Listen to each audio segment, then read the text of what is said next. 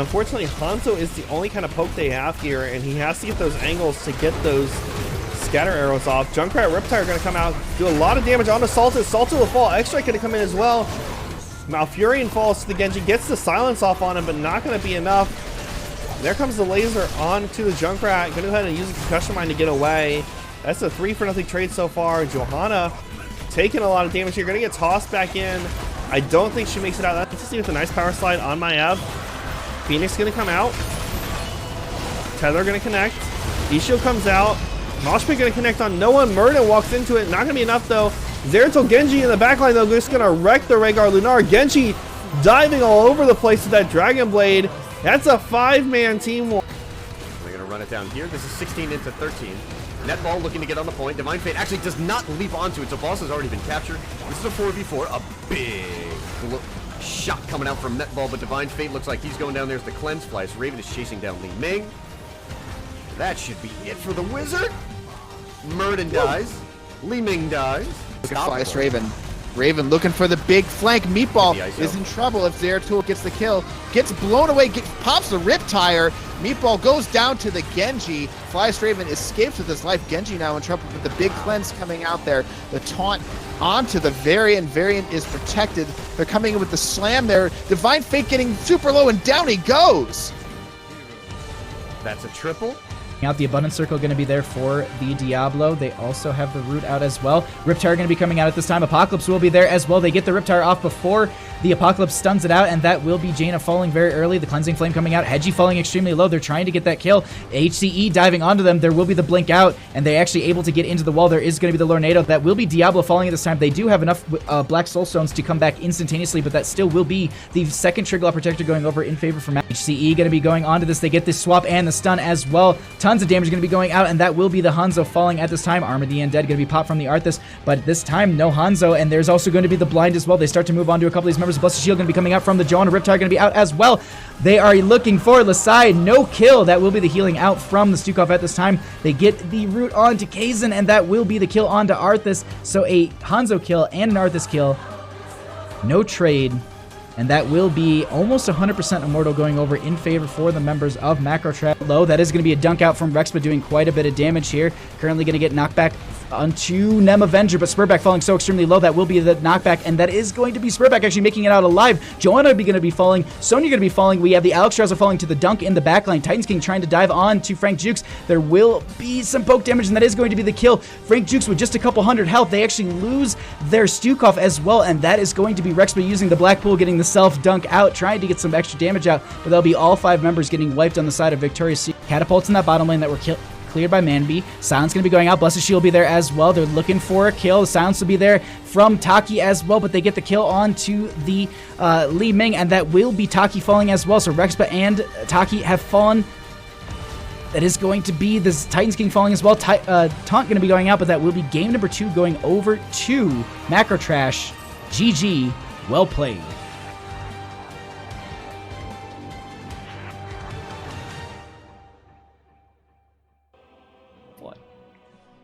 Hello everyone and welcome to Nexus Gaming Series. Tonight we have our Heroic Division Finals. I am Gravesville. With me tonight is Mongoose. And how are you feeling tonight, Mongoose? Are you excited for this matchup? I'm excited, and I'm about to make the most obvious statement of the cast. The top 2 teams playing for the Heroic Division Championship are really good. Yeah, really good indeed. It's going to be an exciting matchup. You know, funny enough, these teams actually ended up playing each other last night in the Heroes Hype Amateur Series. And I heard it was a little bit of an ARAM that they had going on. No one wanted to tip their hand for the big game tonight. I mean, you got to respect that, right? Yeah, a lot of exciting times. Like I said, this is the Heroic Division Finals. This is going to be their last matchup of this season. I know I see a lot of you in Twitch chat already here. As a reminder, this is a best of 5 series. So, you know, we're going to be in it for the long haul, but it's going to be a lot of pressure for these teams to close out the season. You know, obviously this is an ARAM. This is for all the marbles, and I know even if the teams have fun, I'm sure they, you know, respect each other and they want to get the win. Yeah, for sure.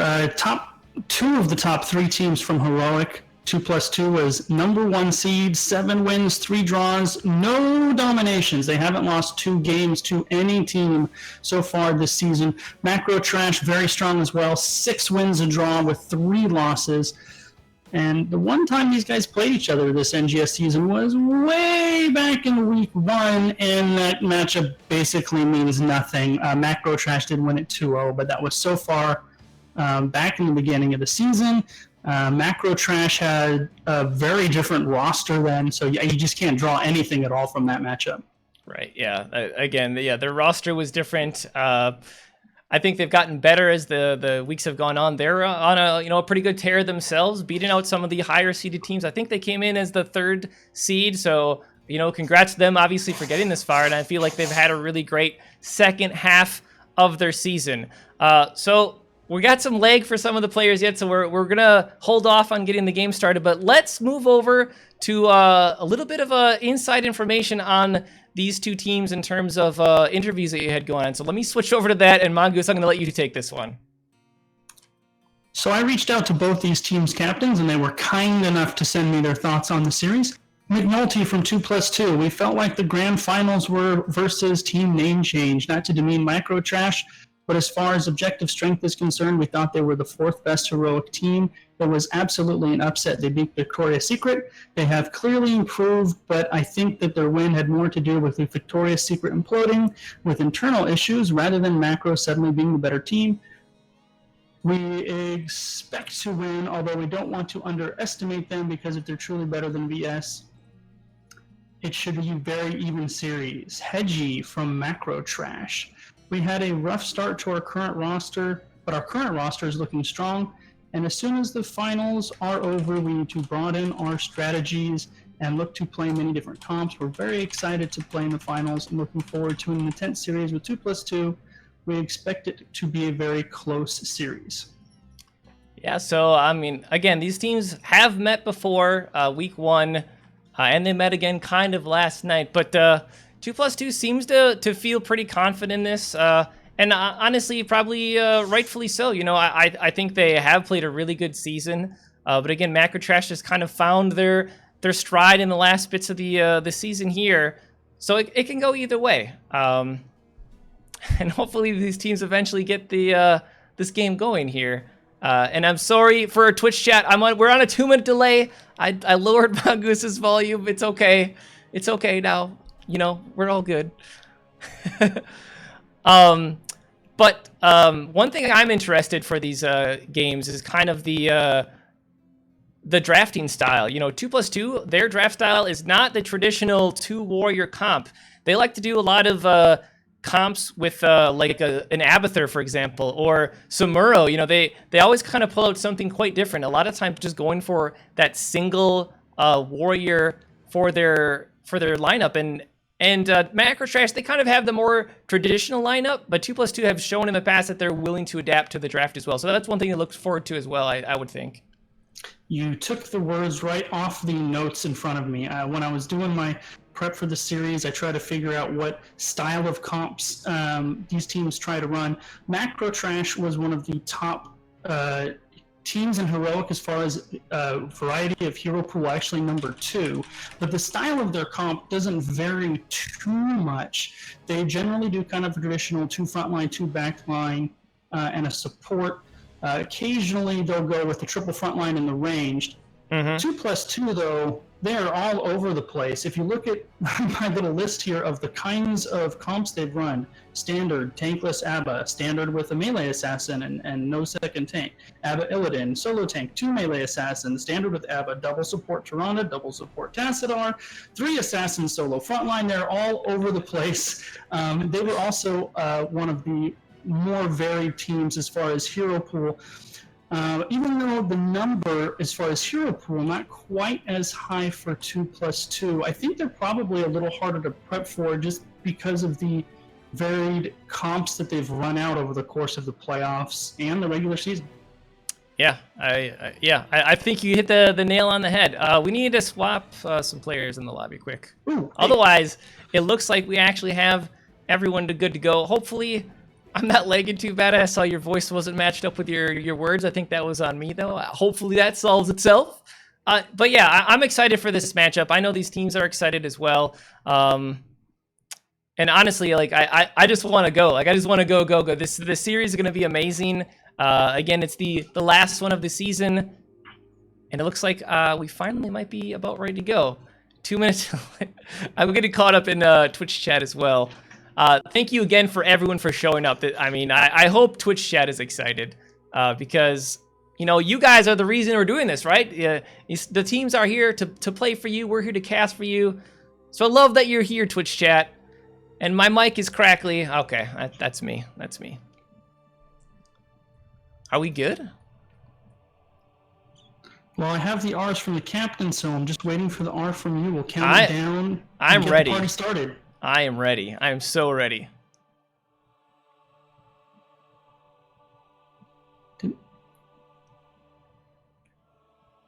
Now we just gotta wait for the actual game to pop. Yep, I hit the button. Thanks All for right. helping me. So here we go. Go ahead. I say we didn't mention it, but map pick was by Macro Trash. 2+2 opted for first pick, and not surprising at all, they opted to go to Braxis holdout. They were 4-1 at Braxis during the regular season. It's kind of their map du jour. Thrall also a comfort pick for Macro, and that's the first ban coming out by 2+2. And we see the Garrosh as well, which is funny because, you know, McNulty kind of will say he doesn't like playing Garrosh, but he will when he needs to. But immediately first picked up there for 2+2, grabbing that Genji, which I think is pretty smart by them. I think that would be a highly contested pick for either of the teams. And no stall here. Macrotrash picking up Malfurion Junkrat. Again, I feel like Junkrat's probably a contested pickup, and not to mention Malfurion, who's probably the best support in the game right now. Yeah, Junkrat is going to be contested throughout this whole series. These two teams, regular season combined, 16-0 on Junkrat between the two of them. So both teams play him, they play him a lot, and they win with him a lot as well. So picks now for 2+2. You know, seeing Garrosh gone, I feel like there's still a lot of tanks available. I know McNulty had been playing some Muradin as well. I don't know if that's going to be a pick they're looking for early, but on Braxis, you have to keep in mind who your solo is going to be. Genji's obviously very strong, getting those rotations in between the top and the bottom, just being able to try to get picks as well. So I feel like Macro Trash, they need to try to pick a safer solo, and 2+2, they want to get a more aggressive lineup, and with that, they're going to get Deckard, which will help them with that crowd control. I wonder if, yeah, and I mentioned the Muradin is the Muradin. Yeah, one of the things that McNulty mentioned when he was, you know, trying to get a feel for this team, reaching out to these guys, he said that he personally likes kind of the macro strategic aspect of the game, but they kind of realized throughout the season they just excel when they go these hyper-aggressive, team fighty, kill the other team compositions. That's why so many of the comps that they do run are very assassin-heavy, very high damage. So it'll be interesting to see how they take that style that they have, which usually kind of shies away from a traditional solo laner on Braxis where a solo laner is needed.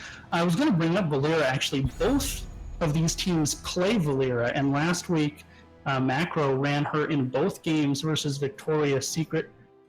So Valera is going to be a factor in this series as both teams play her as well. Yeah, I agree. Interesting. I think that Kel'Thas is actually interesting as well.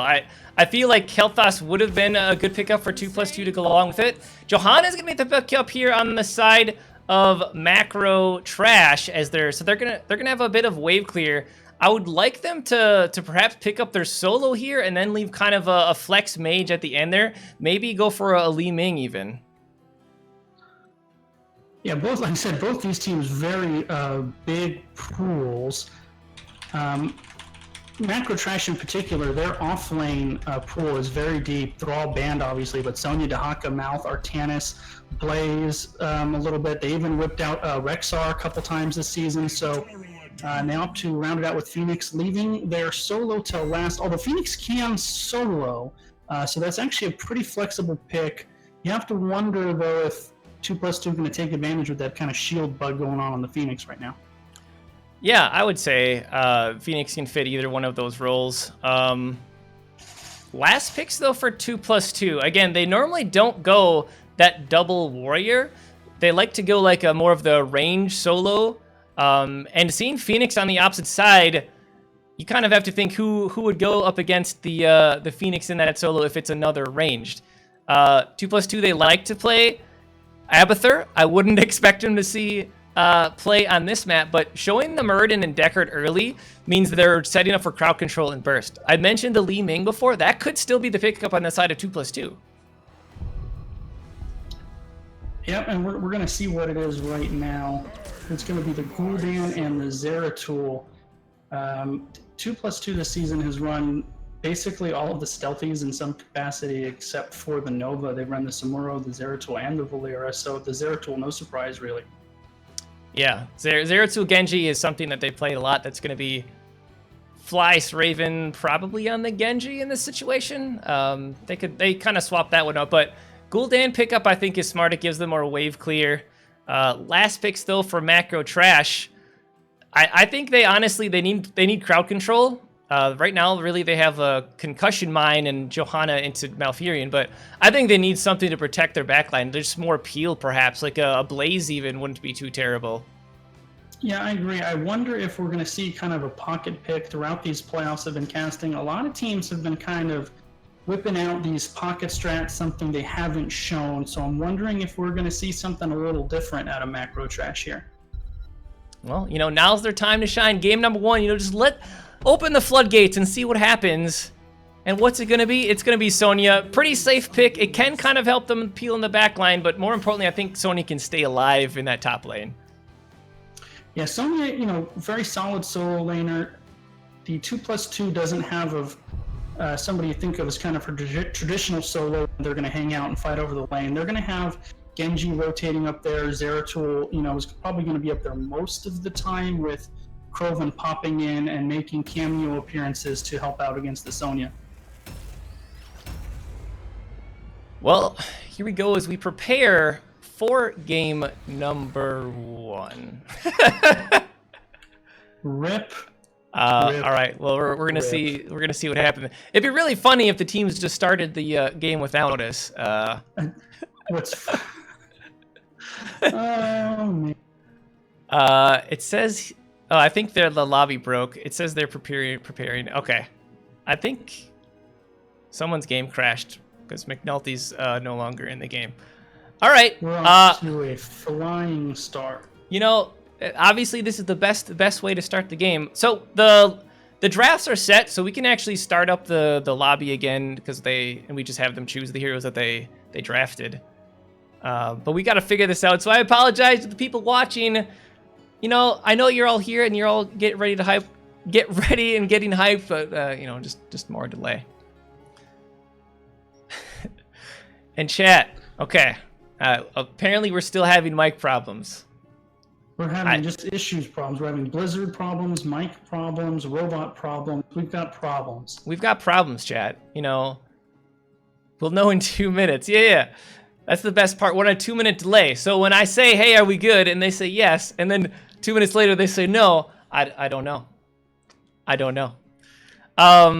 It looks like McNulty's back in the game. I think someone just crashed loading into the game. I'm going to assume they have the same internets as we do that apparently don't work. Apparently not. Apparently not. All right. Well, did you guys relog?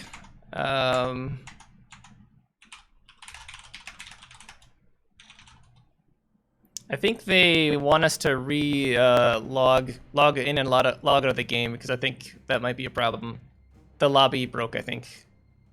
Ripperoni, yeah, it said on my end, waiting for people to leave, whatever. So I think we're gonna have to reboot the whole. Well, exciting viewing action here.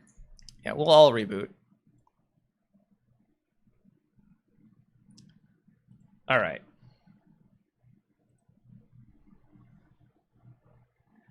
Try again. Take 2. Come on, game. I believe. While we're actually going to have an in-chat deathmatch, Ragnarok v Ragnarok. So yeah, I don't know who the real one is. I think they need to prove it. The real one.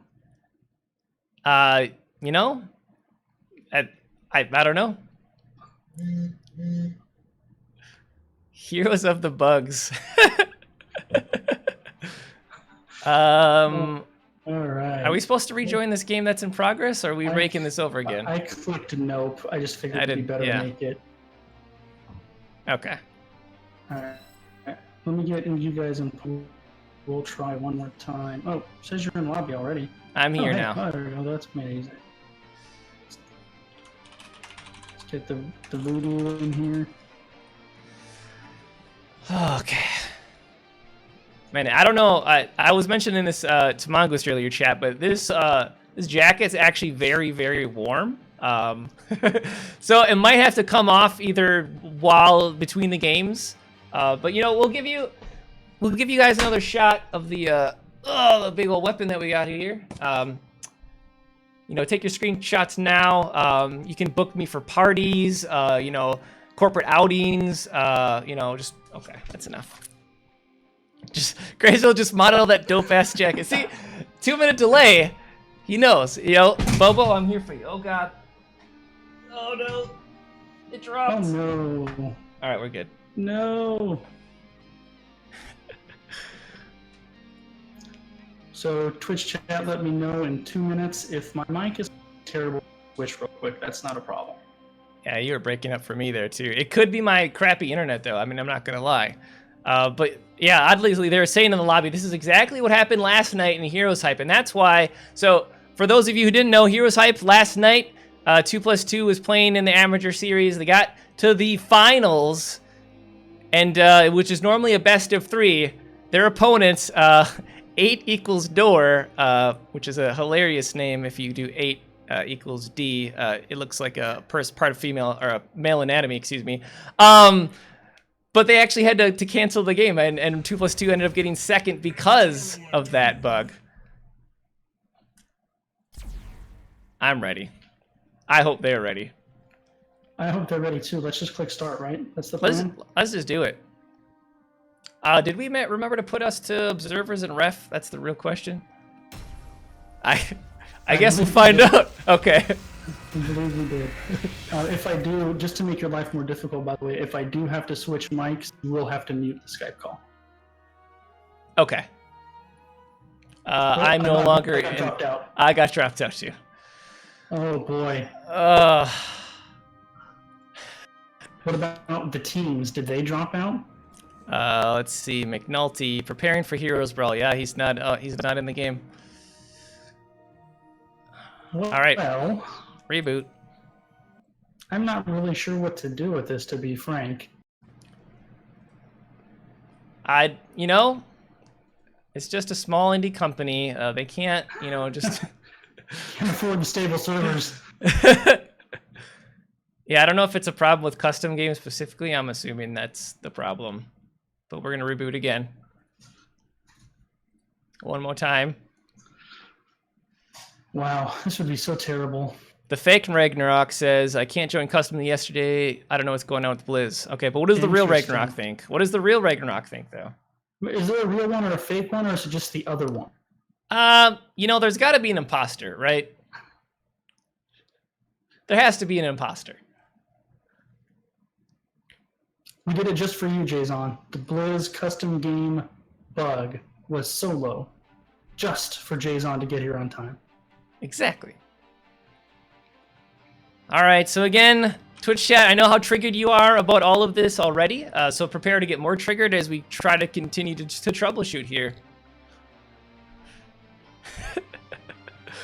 This cast side by side is the guy she tells you not to worry about versus you. You know, I don't know which way to take that actually, because I'm wearing this, and what woman is gonna say, "Oh yeah, he likes to cosplay as video games"? It's like fishing with dynamite. It's no problem. Exactly. All right, take 3. Take 3 this time. All right, yeah. Chat. Fingers crossed, toes crossed, eyes crossed. Knock on wood if you have it. Who's getting it started? Am I getting it started? Who started last? They're on the opposite sides. We gotta have to swap the whole teams. Oh, are you already in there? I'm in You're the. too Oh fast yeah, for me. I joined them. I didn't even wait for an invite. I said I'm coming in, whether you like it or not. Gravesville Stitches main confirmed. All right. 3 strikes and you're out. No grand finals. Blizzard not a fan of Heroic Div. I mean, we're going to keep trying, obviously. If it continues to be bugged, we'll have to reschedule and figure something out. But I'm going to wait for our lovely admins who are in chat to figure that out as well. I'm ready.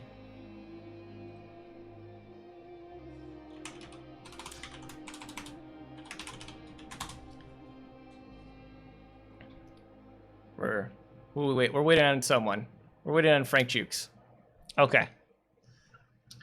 I think, why don't you go ahead if you got a minute and you can mute me in Skype. I'll see if switching my mic does it. Unmute you in Skype? No, mute me in Skype because I'm going to switch to the other mic. Okay.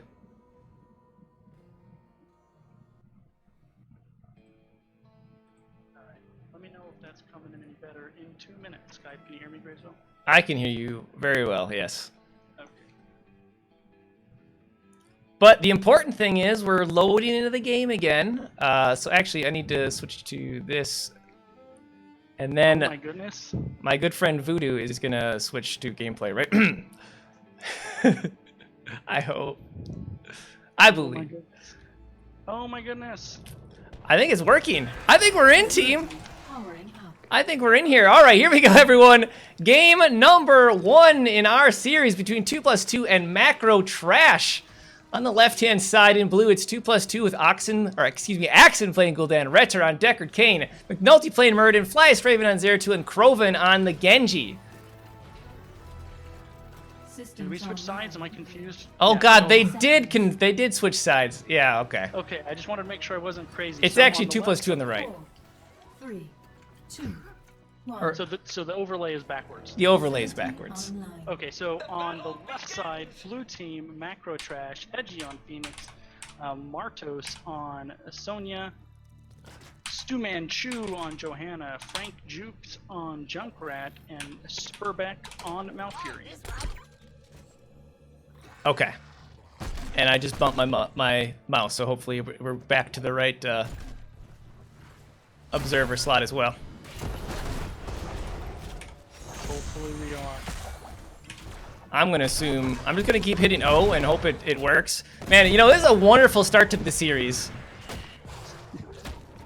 What? You know, God, I did it again. All right, Twitch chat, you're gonna have to keep me honest because I'm hitting all the wrong buttons today. Okay, I believe we're in top lane now. Meanwhile, okay. Hedgie will get away in the top lane here. I had to pull up the talents quickly, but Krovan on Genji kind of caught between a rock and a hard place in the top lane. They get the stun on him. I believe that'll be first blood. Yeah, first blood going over to Macro Trash. I got to remember who's on the right side. I know, Ripperoni. So, and that is one thing that we kind of mentioned earlier in the draft, though, how the Genji was going to work out and what the rotations and laning were going to be. Again, because of the way that 2+2 kind of decides to do their drafts, right? They have the Muradin as the solo warrior, and deciding to keep instead, normally what they do is like a ranged as their solo. Krovan coming down in the bottom, getting some harass on a Johanna. That means Beacon's at the bottom, currently in favor of 2+2. Yeah, and Macro Trash isn't running the traditional Sonya by herself. She's actually running a 2-3 with Phoenix in the top lane, with Sonya really trying to control that top lane. I got an echo on you, by the way. Ripperoni. I wonder where that's coming from. Martos up at the top, misses the spear on Krovan. I believe Martos should be able to hold the point for now, but Flyest Raven is creeping around. Zeratul looking for something. Meanwhile, at the bottom, Beacon Progress going back over to 2+2, which means they have it for a short while, as we can see Phoenix grabbing the one at the top. Level 4 is around the corner for both of the teams. And there it is, picked up first for Macro Trash. By the way, Gul'dan going for that Echo Corruption at level 1. Meanwhile, at the top, actually, it looks like there might be some problems going on here. Flies, Raven, and Kroven very low. Macro Trash doing a pretty good job holding their own. All right, let me know if that fixed it. There should be no echo now. I think you're good now. Now I just gotta find the observer. So again, level 4s are here for both of the teams. McNulty head to the top. That's currently a 3v2 in the top lane, which means he's at the bottom here. We got a 3v2 as well. Nice roots coming out there from Malfurion. But Retter turning things right around with his root of his own. Sonya actually falling in the top lane. And again, it's the way that the 2+2 drafted this. Just the non-traditional draft alone means you have to kind of do these rotations and these lanings in, you know, situations you might not be used to. Retter is going to go ahead and grab the point. Frank Juice will get away here. 2+2 on the bottom point, but again, at the top, Zeratul dying to the Phoenix. Yeah, this comp that 2+2 is trotting out there with the Genjo and Zeratul, Macro Trash has to be really aware of the mini-map, and when those two are MIA, you have to kind of expect that they could come from anywhere. Spear from Martos on a Retter was pretty good. Frank Juke's under heavy pressure as well. Frank Juke will die.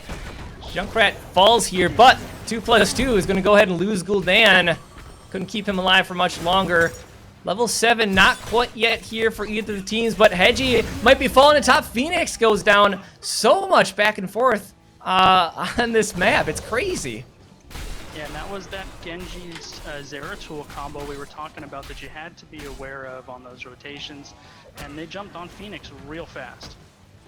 All right, hold on. I did Alt-Tab because now I had to turn you back up. Twitch chat is probably triggered right now. Probably. So level 7 is here first for Macro Trash, but not for much longer. 2+2 is about to have it their own. And now 2+2 has the objective. Phoenix trying to get on the point in the top. Flyest Raven very low. Kroven had that aggressive rotation around the backside, trying to get on Martos. Martos does land the spear. And Martos gonna get jumped on. McNulty looking for something. Martos spins the win away. And again, these rotations from both of these teams, like, I feel like this is gonna happen until eventually, okay, I'll say until eventually the Zerg comes, and then we'll see what kind of push they actually get out of it. Because Macro Trash, they do have pretty good Zerg clear, and 2+2, I feel like they really only have the Gul'dan.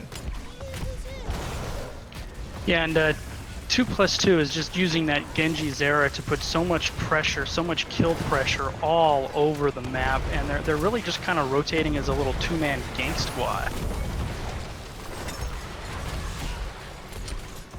So we can see the Sonya up at the top, up against the Zeratul. Meanwhile, at the bottom here, Macro Trash pushing there.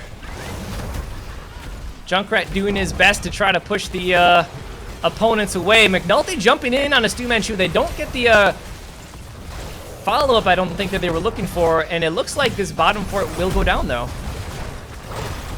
Yeah, 2+2 really pushing this in hard, securing their first fort to go down of this game.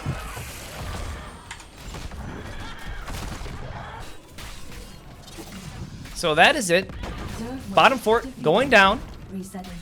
Now the question is, how much more do they get out of this? You know, can 2+2 force something at the 10s, or Martos actually gonna get caught out here? They will die. I was gonna say, if 2+2 gets their 10s, and then they can try to force something for opponents get 9, but it looks like they didn't even need to, as they get that kill on Martos in the top lane. Yeah, and every one of these kills, it's you see Zeratul and Genji, they're always right there together. The dynamic duo this game. You know, from Macro Trash's perspective, they're really not as far behind as kind of how the game has been going. You would kind of guess they would be, you know, about a half level or so here, despite the first objective going over to 2+2 and the bot fort falling as well. So they're hanging in here despite early game struggles. 25 stacks on Gul'dan, by the way. Level 10 is now achieved for 2+2. Stay one, listen to X Strike. No Void Prison coming out here. I guess they don't really have the Wombo, but you'd think maybe a VP into a Stale of One Listen and then a Dragon Blade, but instead going for X-Strike and Might of the Netherzim. Yeah, if you play that Might of the Netherzim right, Zeratul can just be all over the place. Yeah, I mean, it's kind of crazy too, just the amount of burst damage. Actually, you can see it coming out right now. Raven trying to figure if he wants to take that 1v1. But yeah, you can cleave and then cleave again. Like, it's kind of crazy. And look, you have, once again, Genji and Zeratul. They are setting up to pick off Sonya in this bottom lane, just waiting for her to step out just a little bit. 10's finally picked up for the side of Macro Trash. Lead coming out from Sonya. That's interesting. Purification Salvo, Riptire, Twilight Dream. Sonya, or excuse me, Johanna sitting on hers. It is going to be the Blessed Shield. I was going to say, I'm pretty sure Blessed Shield has to be the pickup. Yeah, you don't see much of Falling Sword. It's almost always a Blessed Shield. But here we go. There's a little bit of a scuffle over this top objective. Genji is at the bottom. The camp is pushing for 2+2 as well. So this is a advantage for Macro Trash in the top lane group, but they're eventually going to have to send someone bottom to clear that up because, again, they're missing their fort. And now Hedgie finds himself in a little bit of trouble. Twilight Dream comes out. Genji will be the first to fall here. Hedgie gets away. Macro Trash gets a pick. Oh, Horrify actually comes out. Hold on. Up at the top here, Solo, Horrify, and I believe Stu Manchu, will he get away? The stun from McNulty. Gonna throw down the Blessed Shield and return. Stay a while and listen. Doesn't catch it. Hold on, actually. Spurback walking back into it. Yeah, Malfurion really wanted to hear that story. That whole fight started with Genji and Zeratul. They were waiting once again on the backside. Phoenix did get caught by the trap, but Spurback with the on-the-money Twilight Dream to keep Zeratul there, and they were able to pick up that kill. So here's this fight over the top here. Right now, 2+2 is a little bit outnumbered, but they got a lot of damage on the Spurback. Colin Flare falling very low. Krovan trying to get the damage, and Stu Manchu. Oh no, Spurback, will he get away? He got the heal off, and now Krovan is very low, but McNulty comes in, misses the stun, and now Frank Jukes is going to push him away. Macro Trash is escaping for the time being, but 2+2 is on the point. Very scattered all over the place fight. Neither team able to secure a kill. However, it is 2+2 that once again is building up the Zerg wave. Roots coming out on McNulty. He should be able to escape pretty well. I believe he has the Dwarf Toss. Yeah, there it goes. They're actually going to commit the Purification Salve, which only lands on the Krovan and Flash Raven, and they should be able to heal that up quite easily. But yeah, 2+2. They just had a slight channel, 34%. But pretty even XP. This game is pretty even, except for Macro Trash not having that fort at the bottom. Yeah, Krovan was actually able to deflect all of that Purification Salvo damage away, so even though it hit him, he basically took no damage out of that. Flash Raven coming in for a flank from the bottom here.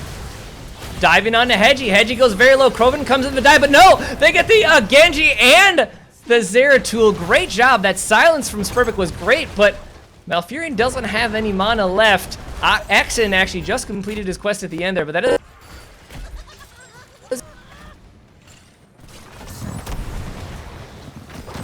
So that's like the first big moment that Macro Trash has really had, taking that fight 2-0 and able to start building up the objective wave. And off of that, they're going to get level 13. You can see Sonya went to the bottom to take the objective. McNulty actually heading there as well, but meanwhile at the top, Frank Jukes is going to be pushing down some damage, throwing down the grenades. But yeah, McNulty coming in here, going to stop that progress for the time being. But again, 13 is here from Macro Trash. Do they do anything with this time? Looks like 2+2 starting on a camp, and Macro Trash really not doing anything, I feel, with this 13 advantage. Yeah, they were hanging out in the bush, I think maybe trying to catch a Zeratul rotating around on the backside. They did put a little siege pressure in the top junk, but really not much came of that 13 advantage, and now 2+2 will take their 13 talent tiers as well. Yeah, I feel like Macro Trash is way late to start this camp, at least, because now look what's happening on the point. 2+2 is there. McNulty and Stu Manchu just kind of, you know, hitting each other over and over again. Meanwhile, yeah, Hedgie under heavy pressure. Krovan, I believe, should get away from this, but again, 2+2 has the point for now. Stu Manchu gonna pop the Iron Skin, trying to get on the point. Roots come out. Redder's looking to get some heals in as well. Nice Roots coming out.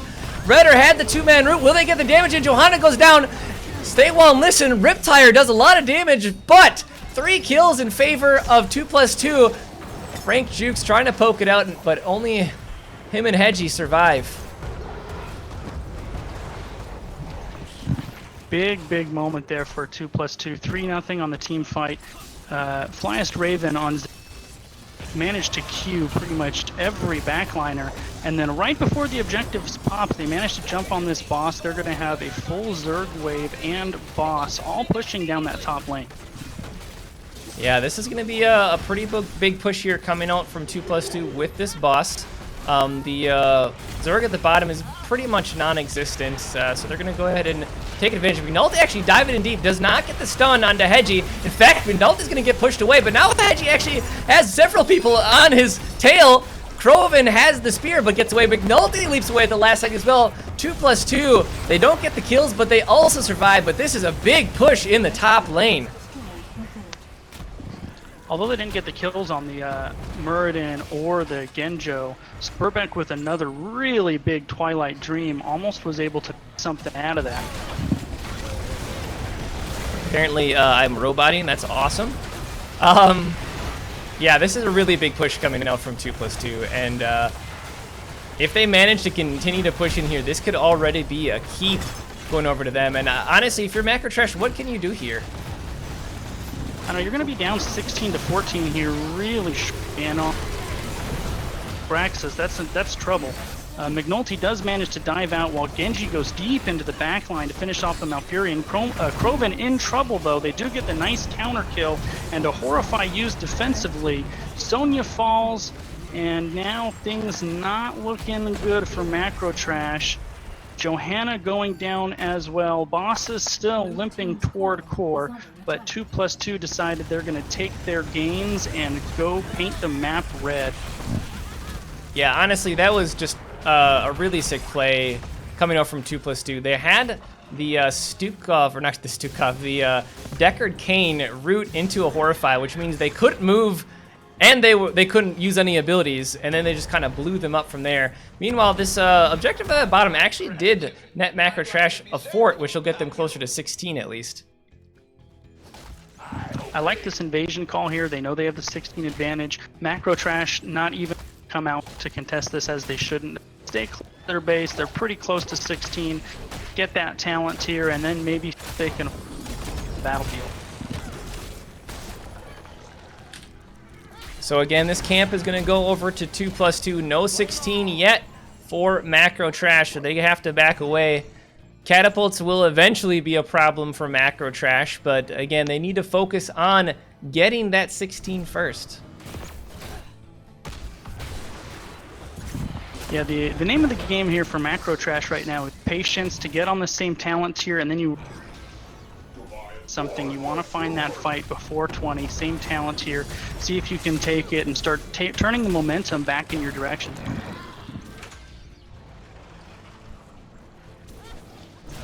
So there are your 16s coming out for Macro Trash. And again, this is, I feel like, their opportunity. So if you're Macro Trash, what do you do now? They have a camp pushing against the bottom. I feel like, you know, the way things have been going in these last few team fights, they really can't afford to be, you know, making any mistakes. Like, being here, is this a mistake? I guess they see the Zeratul bottom. Yeah, I mean, they can't hide in their base the rest of this game, clearing out camps. They want to make something happen before 20. If they get late, they let 2+2 get 20 advantage, they're going to be right back on that back foot again. So next, beacons have been announced.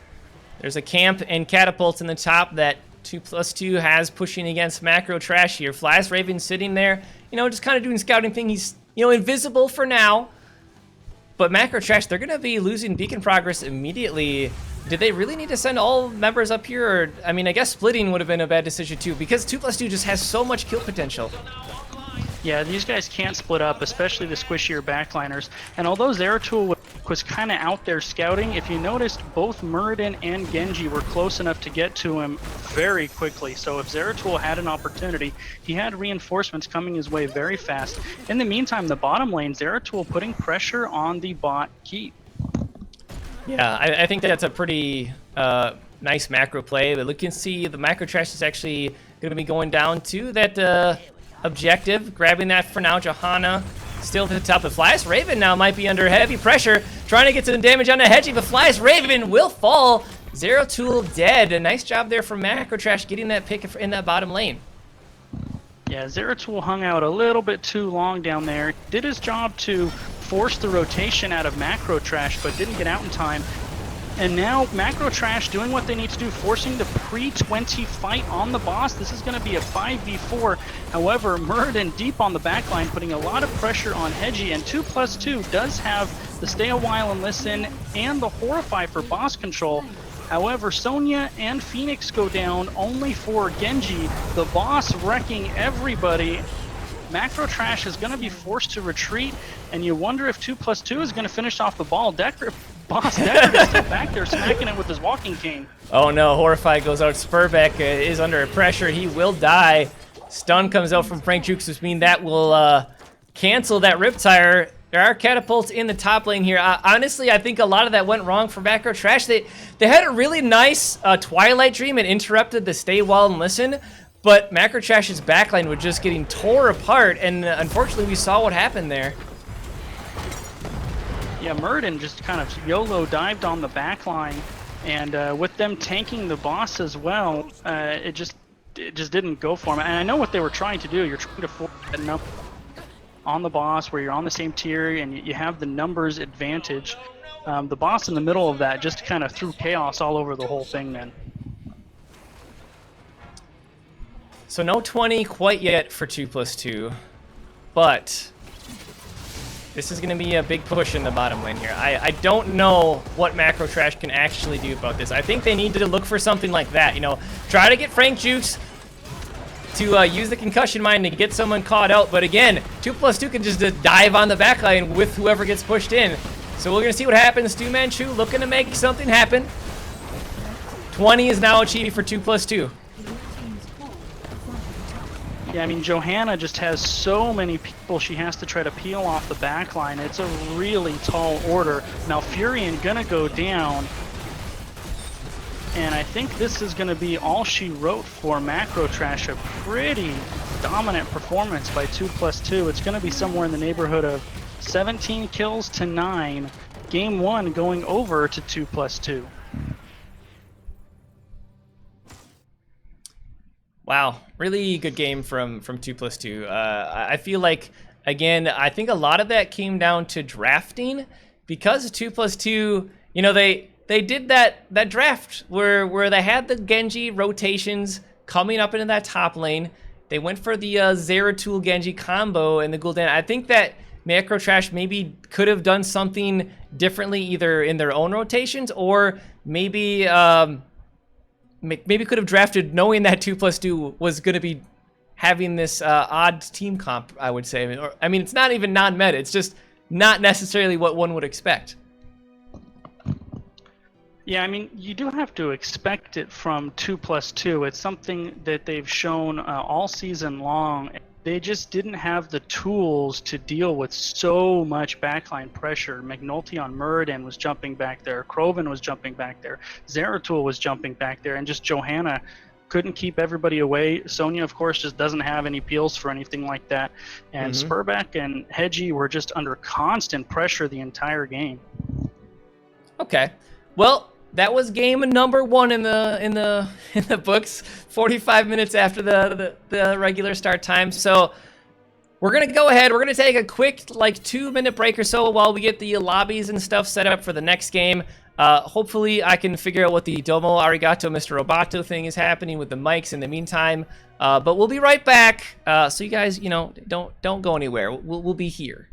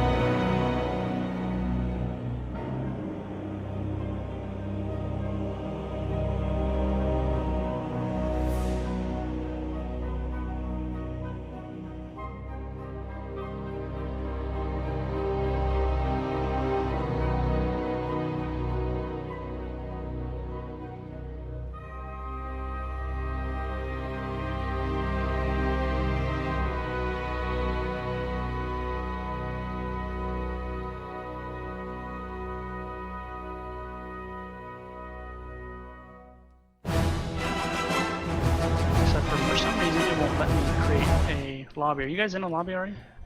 Yeah, we are back.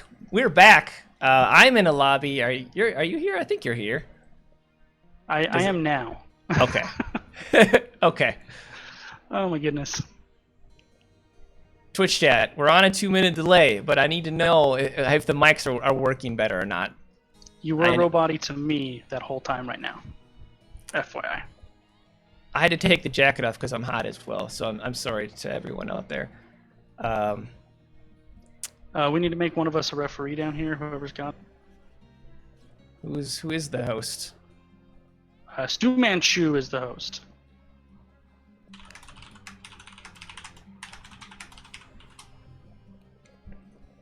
Oh, I guess I could have said Mongoose instead of whatever.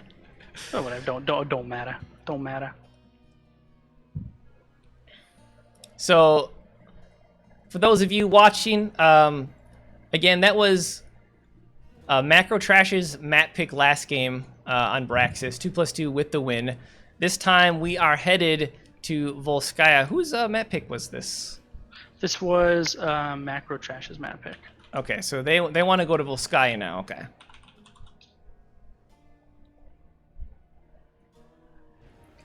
Okay. Sorry, everyone. We're still figuring this out. Someone needs to make NGS a technical difficulty screen with a murky pulling a plug. That's an excellent idea. I really like that. All right. Can we give these guys the R? I think we can. Yeah. I think I'm ready. Anyway. All right, do it. Yeah, you did it. You're taking initiative, and I like it. I did it. Oh, we gotta wait for them. All right, here we go.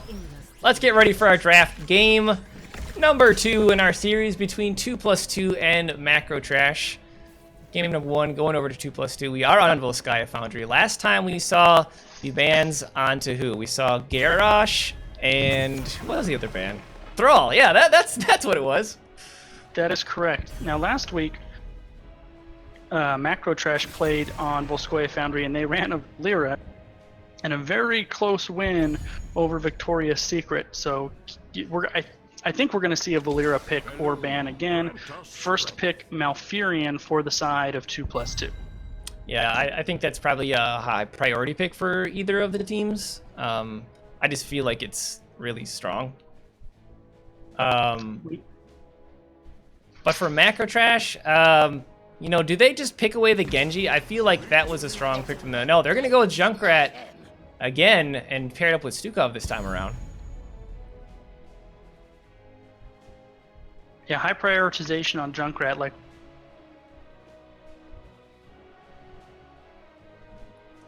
uh-oh, rip.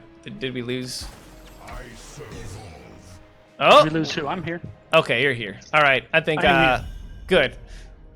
Zeratul Abathur picked up from 2+2, though. How do you feel about the Abathur? I mean, 2+2 likes to draft that a lot. They also like the Zeratul, but Abathur on this map, you know, you have to play. You have to know how to play it. Basically, I do feel like 2+2 knows how to play it. Undefeated on Abathur this season. Undefeated on Zeratul this season. So clearly they know how to run it, and they like snap picked it. Really, no hesitation. So they're clearly comfortable on those heroes. I really don't have any issue with that. So if you're Macro Trash and you're looking to ban, are they looking to ban a main tank? I mean, they don't have one of their own. Or do they get rid of, I mean, they could get rid of that. Okay, they're going to get rid of Johanna. They could get rid of the Murden like we saw last game as well. I don't know what their priorities are here on this map in particular, but I feel like McNulty and Murden did a really good job last game as well. Well, Murden was their most picked tank, also underrated. Abathur, good. I mean, it's good. But if you need a secondary option, yeah, Johanna is that secondary option. Bans now for 2+2. I mean, I don't know if there's anything that we saw from that last game. Okay, they're going to ban the Valir. I don't know if there's anything from the last game that they necessarily need to be on the lookout for.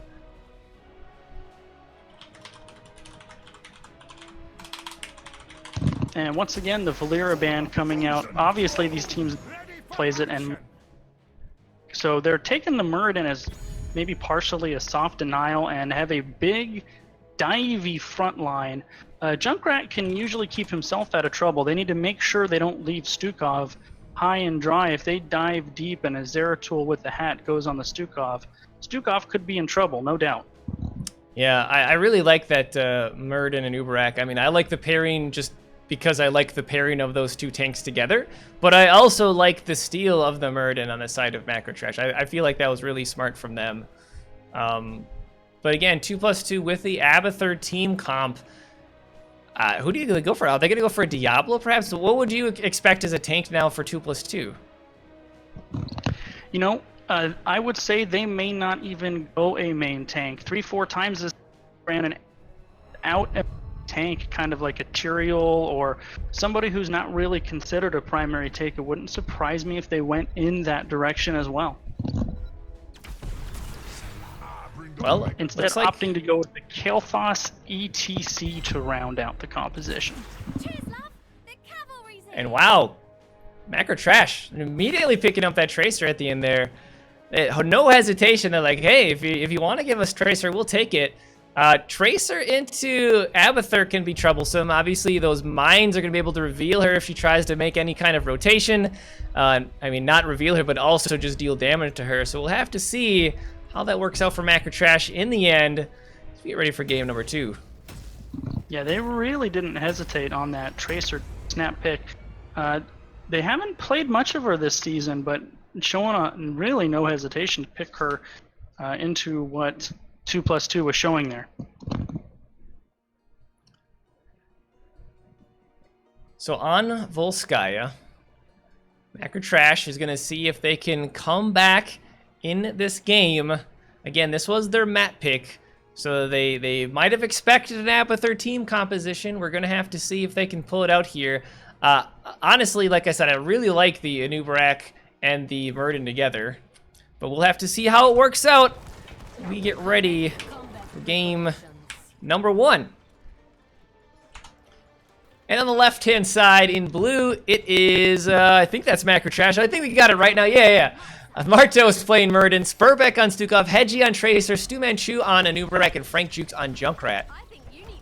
And the red team, number 1 seeded 2+2, we have Axon on Abathur, McNulty on ETC, Flyest Raven back on the Zeratul, Retor on Malfurion, and Kroven on Kael'thas.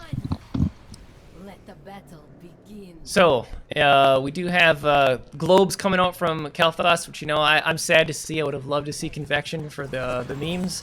But sadly not happening here. Murden going for that Stormbolt talent in level 1, and also Spurbeck going for the Lurking Arm, trying to lock down opponents with that amount of CC that Macro Trash is. And honestly, yeah, the amount of burst that Macro Trash has available, I think, is pretty scary. Yeah, and if you're Kael'thas, there's no way you're going to into a Tracer, Muradin, Anubarak. It would just be fun for us.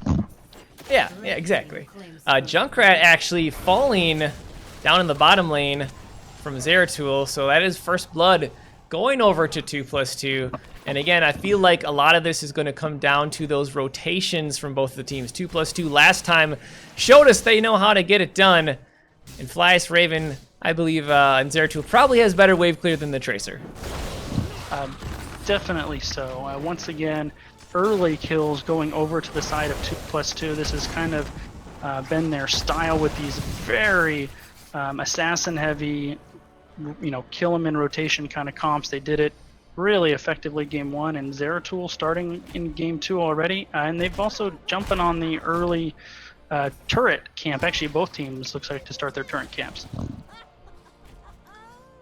So first objective of the game always will be spawning in the middle lane here, second at the top, third at the bottom.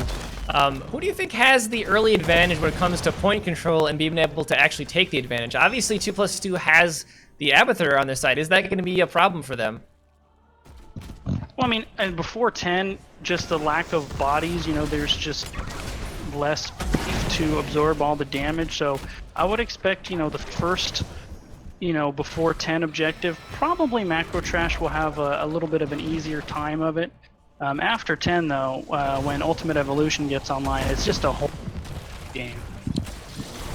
We do have Abathur going for that full heal build, by the way.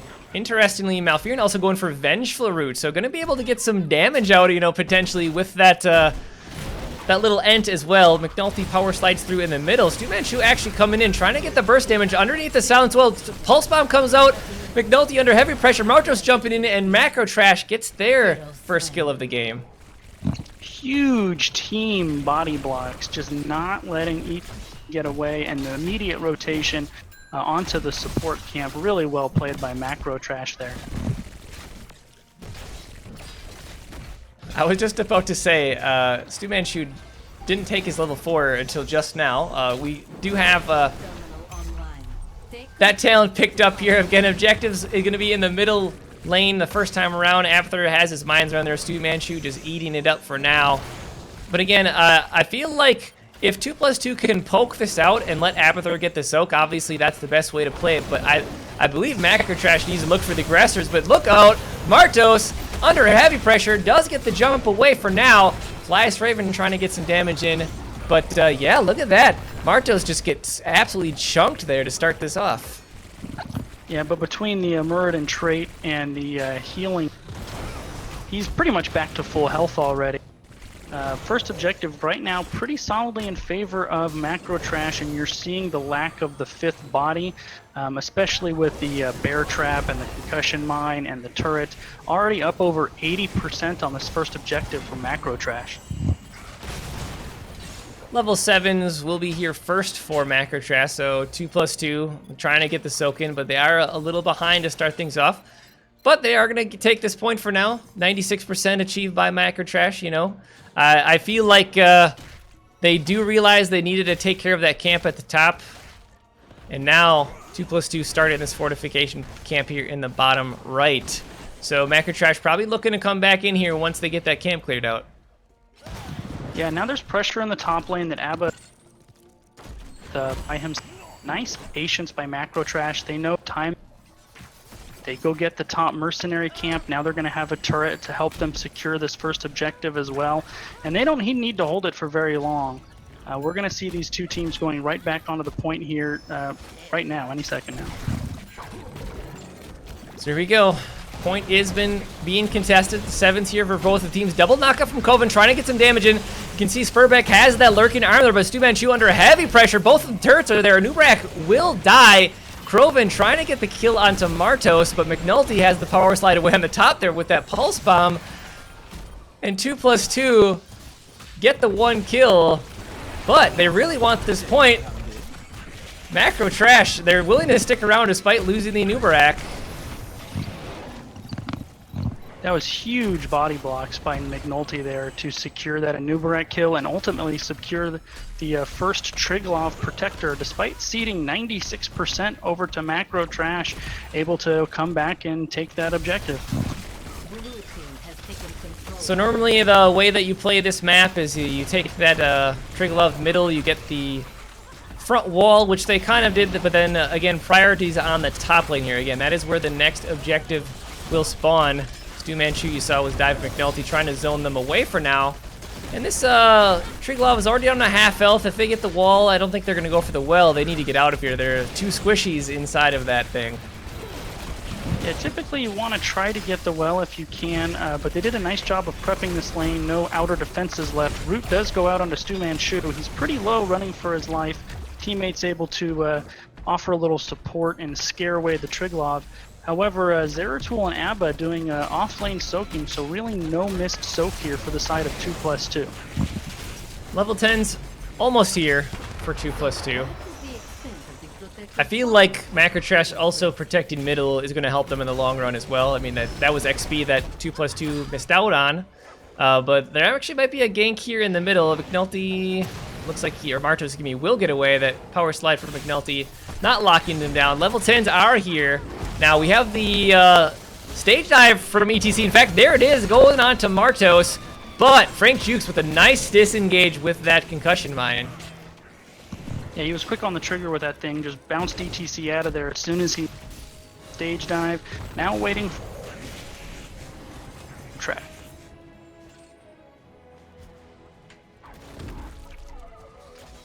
So level 10 will be here shortly.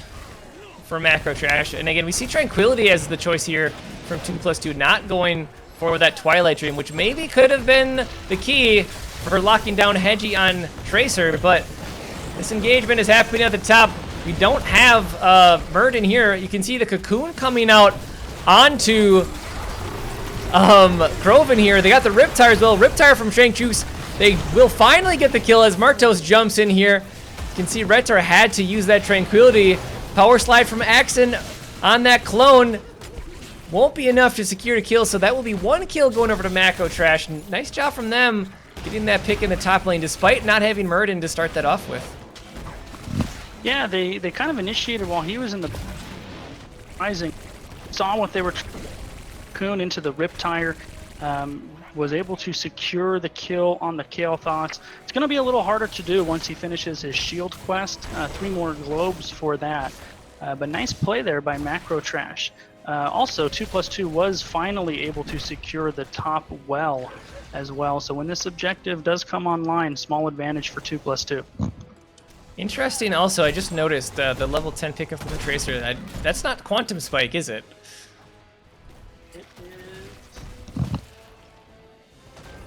It is not Quantum Spike. It is Pulse Rounds.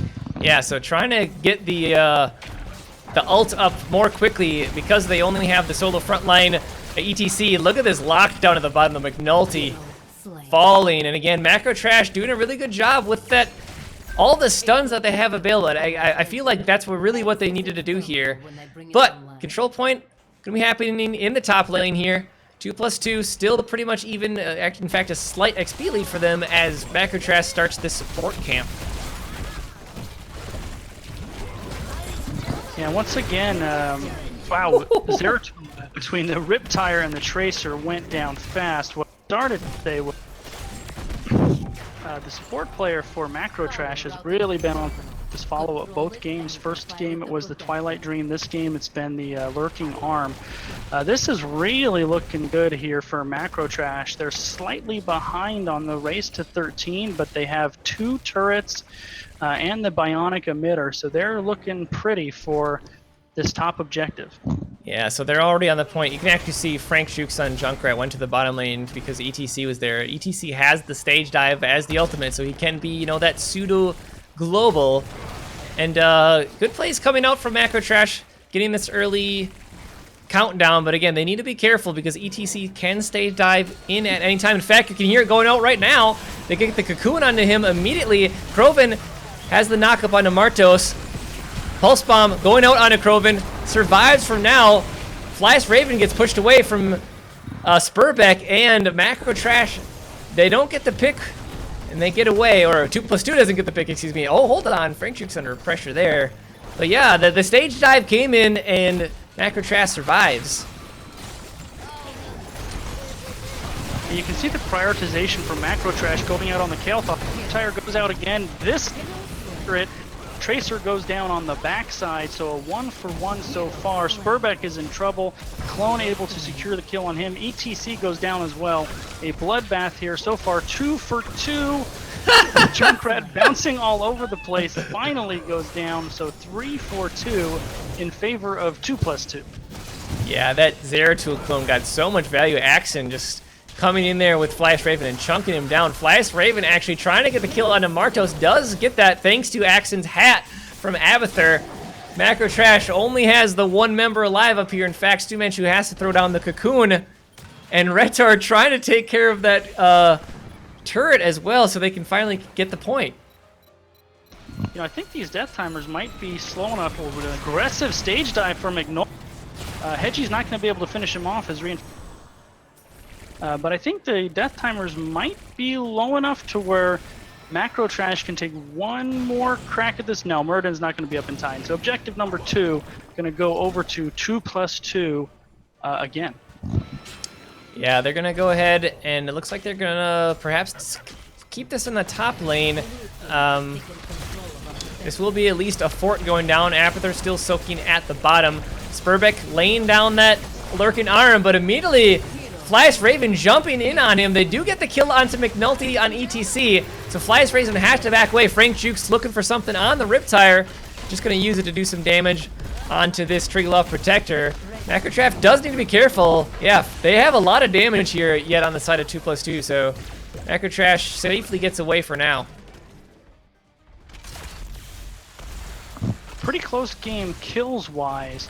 However, 2+2 has just been able to come up with those timely engagement wins to secure both of these objectives, and as a result, they have the advantage in the buildings and a full level lead as well.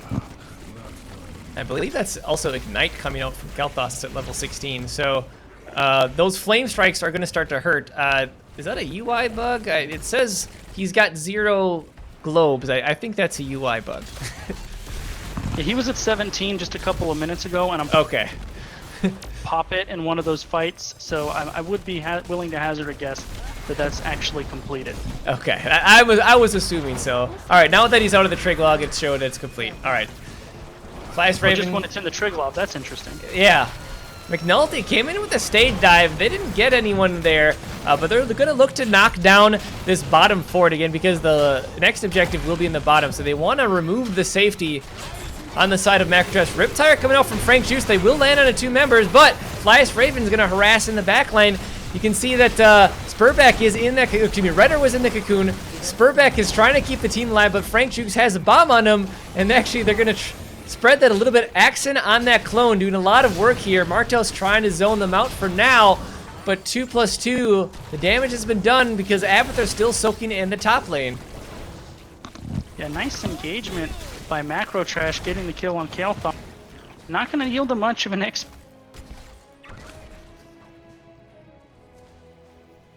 So 16s again, they're here for both of the teams, but 2+2 are going to achieve level 20 before their opponents, thanks to that soak coming from Axon. In fact, he had a back out top lane as Tracer was looking for him.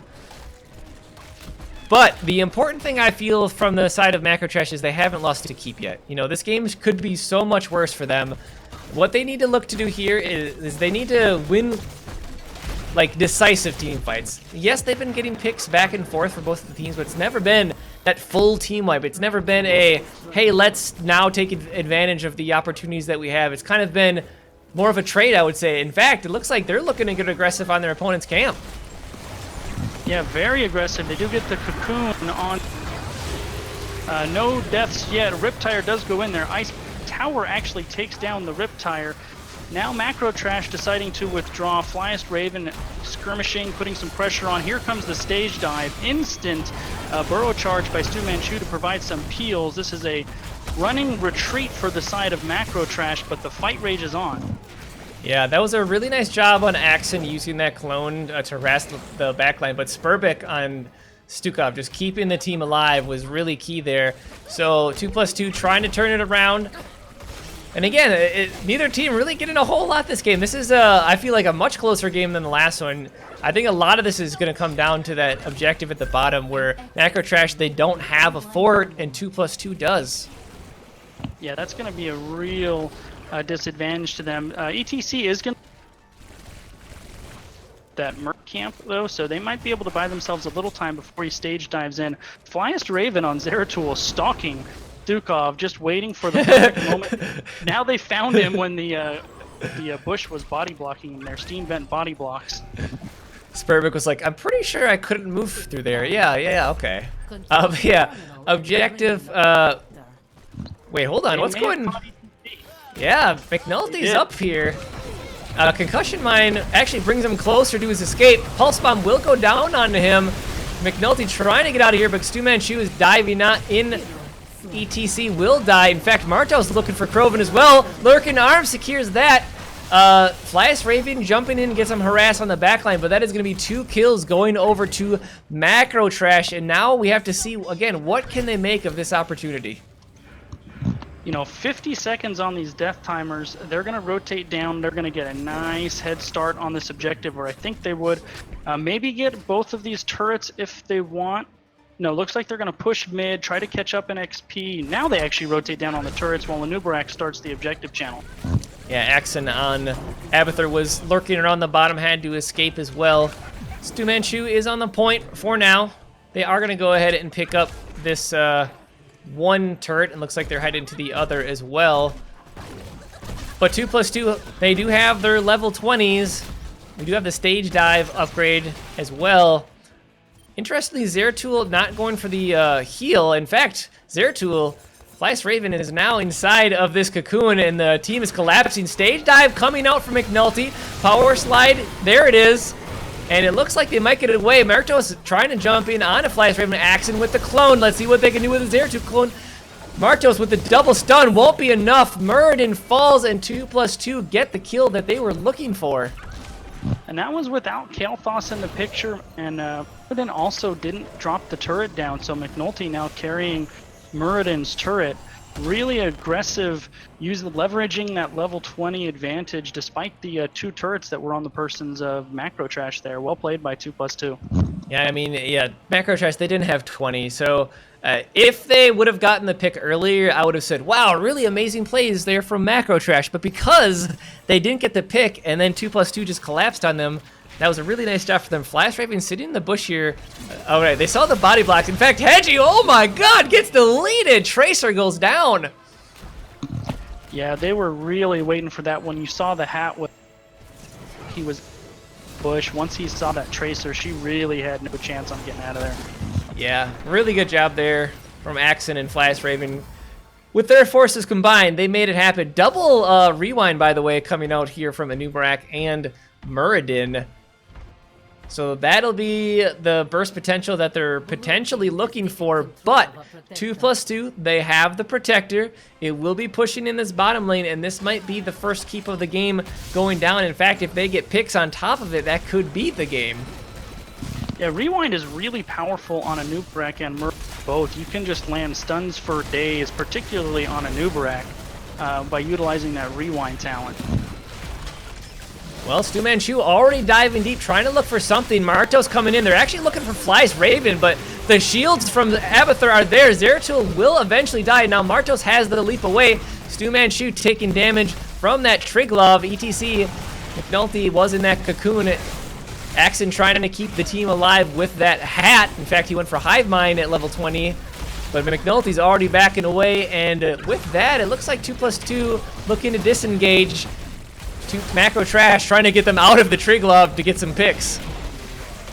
Yeah, the power of Rewind on full display there. Anubarak landed all 4 onto Zeratul, landed on maybe 2 to just hold Zeratul in place there for what seemed like an eternity while they picked him off.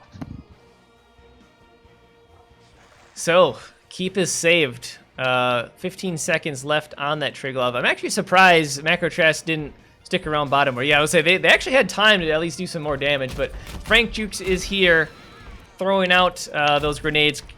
That level 20 upgrade from him is really good as well, just the amount of damage that those cannons can do. Stu Manchu finds the McNulty here. Looks like they're going to try to reset kill him. They got the lurking arm. ETC goes down. Nice job there from Macro Trash. Again, double rewind on full display. Yeah, and that was really good recognition by Stu.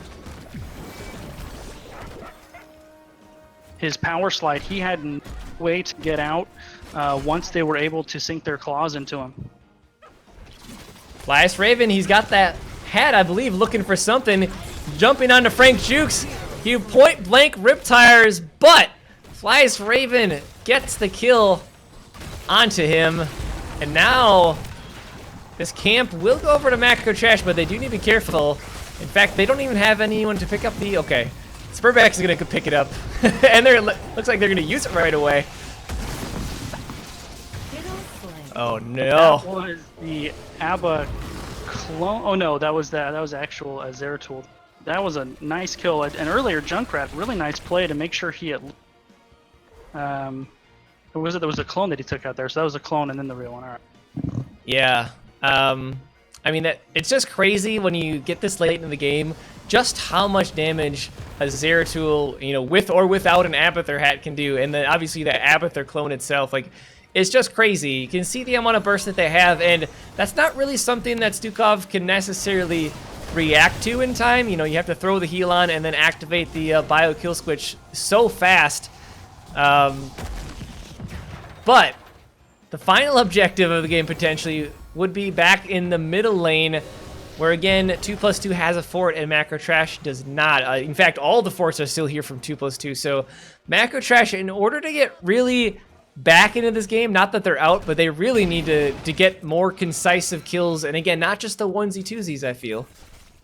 Yeah, I mean, they're up in kills, but they were never able to timely count in a way that allows them to objectives gone to 2-2. So we're just waiting for Macro Trash to have that big decisive team fight that finally allows them to secure a Triglav protector for themselves. So we are 23 minutes into this game. Level 22 is here, almost level 23 for 2+2, which, you know, it's a stat advantage once you get that late into the game. But again, this push in the middle, I feel, is going to be pretty key, considering Macro Trash doesn't have the Keepo. Flyest Raven, watch out. He actually didn't get caught by that can. Okay, hold on. Did they see him? Flyest Raven gets the cleave on the Zeratul. Stage dive goes out. Frank Jukes is dead. They're trying to get the counter kill on the Flyest Raven. They do. So a 1-for-1 trade, and honestly, those are both pretty impactful picks from both of the teams. Yeah, really good patience by Flyest Raven there to wait and wait and wait. And Junkrat was doing what he was supposed to be doing. He was lobbing, figured Zeratul. And they just all kind of bounced in a way that never quite revealed him. So we can see that healing pulse being used already from 2+2. They have the turret down. In fact, Abathur's healing it up, making sure it sticks around as long as it can. Kroven laying down some good damage, trying to get the knock up onto Marto. Spurbik is under pressure, but look at this. They have the dive in on a McNulty, but they immediately get lit up, and now Stu Manchu has to leave. Martos very low as well. Spurbik actually taking damage from that Abathur hat that was on the turret, and Macro Trash, they need to go back and heal. I mean, the volume of damage that comes out of 2+2 between the Kael'thas and the Tool clump is just, Stukov's not equipped to heal with that. You see Kael'thas taking out a low health, massive shove out on ETC. Riptire does catch 3. However, this is going to be Macro Trash's last stand here. I think this is going to end up being game here, Graysville. Yeah, desperate moves on the side of Macro Trash. They knew they had to make something happen. Unfortunately, just not getting it done there. 3 kills going over to 2+2, and they're going to go ahead and walk this Triglav to the bottom. I mean, I think technically Macro Trash might have enough time for at least Abathur to get back, but I don't think this is going to be a good defense from them. I mean, a level 23, minute 25 Triglav protector, only 2 members. Macro member from the side of Macro Trash. This is going to be game.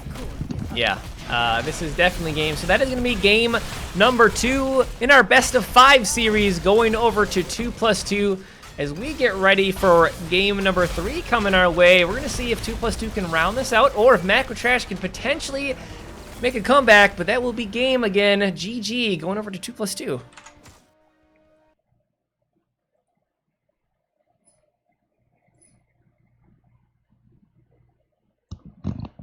So that game was much closer. I just felt like throughout the entirety of it, they just couldn't get the timely kills that they needed. Yeah, I agree. You know, I kind of mentioned it a few times. I feel like Macro Trash had a really good blow-up comp, and we saw that the amount of picks that they could get, but they really weren't able to take opportunities off of the back of it because they were losing, you know, heroes in return. And a lot of it, I feel, came down to the play of Flyest Raven and Axon with the Abathur hat onto the Zeratul, and then just the Zeratul himself. And then, you know, you throw Kroven in the mix, who's just throwing down damage left and right. As you can see, he was topping the numbers. I mean, it all adds up. And again, it comes down to how do you want to make that engage? You know, whose backline wants to die first?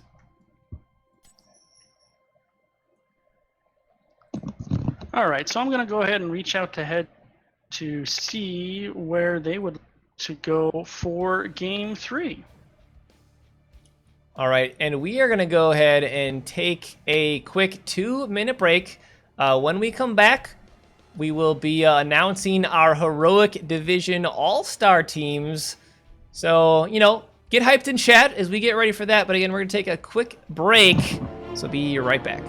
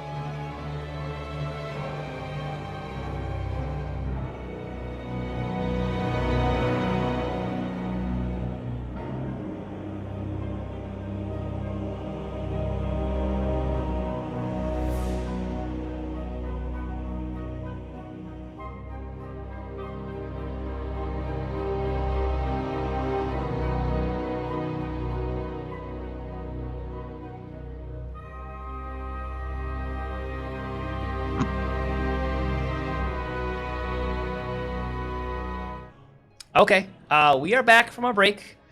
Just getting our lobby set up. They say they're ready, but we didn't switch to a draft. Okay, there we go. Because we actually have to draft again. It's not like game 1 where the lobby just crashes all over.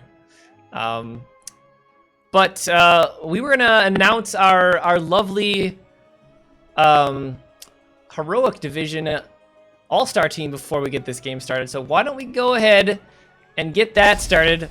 Never mind, we're getting the draft. We'll do that later. They decided to roll on without us, I guess. Yeah, second-class citizens in terms of our priority, but they already knew. They just knew that this was more important. They don't need no stinking all-stars. They just want to get into the games. We saw the Thrall Garrosh bans last time, and the first game. Whoa, what? I mean, Hanzo is really good on this map. Yeah, I think that's definitely a map ban coming out there by Macro Trash. First pick Garrosh, so I think that's the first time he's failing, if I remember correctly, from 2+2. Yeah, 2+2 grabbing that Garrosh. McNulty begrudgingly taking it. He says, all right, if I have to, I will. I mean, obviously, I do think that Hanzo was the better ban. He just completely shreds through that Immortal. But Macro Trash, now who do they go for, seeing Garrosh on the opposite side? I don't know if they would prioritize Genji themselves here. He can be good on this map. He can also struggle into Garrosh at times if you can get, if Garrosh gets the taunt out, it just completely locks down Genji. He can't get away. Otherwise, who do you see as top priorities on this map? Well, so far this set, it's been Malfurion and opting to switch that up a little bit and go into Li Ming, maybe a little bit better on Battlefield Eternity. Li Ming is probably with maybe the exception of Hanzo, the best hero at poking out the enemy immortal from a safe distance, and her resets in team fights are always really strong. So good picks there for both those selections. Yeah, I agree. Li Ming with the poke and the potential burst damage. Malfurion, probably best support in the game at the moment. Picks now for 2+2. Maybe they're going to look for their support of their own. Maybe even a Deckard again. That could be something coming on the side of 2+2. I don't know if they need to prioritize their solo lane right away. Maybe they go for something safer, like a Greymane perhaps. Yeah, 2+2. It's always difficult to predict their drafts, though. Yeah, they have run Artanis a couple times as one of the maps where he would, or likely if they opt, but they don't. They go Genji and the aforementioned Greymane, who's outstanding on the burn of the Immortal. Now it's up to Macro Trash to select their second ban. So Greymane, I mean, he's got good Immortal burn. Genji, I think, is smart paired with the Garrosh. In terms of bans from Macro Trash, again, they could ban a support. In fact, they are going to ban the Uther. Divine Shield with the Genji would have been pretty deadly. 2+2, their bans. Having the Garrosh, they're actually going to get rid of Alarak. That's an interesting ban. Yeah, I don't see Alarak on my scouting list from them, but I'm going to defer to their own judgment because these guys know each other really well. So I'm sure if they ban the Alarak, there is 100% a good reason for it. I mean, a really well-played Alarak can be really oppressive on Battlefield of Eternity. In particular, you can telekinesis them into the immortal stuns.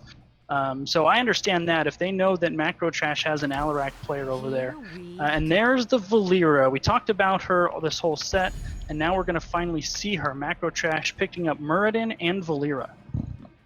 Well, Muradin, I feel is a good pickup. Obviously, we know that Valera has been something Macro Trash has played in the past, and they say, you know what? If we're going to go out, we're going to go out in style.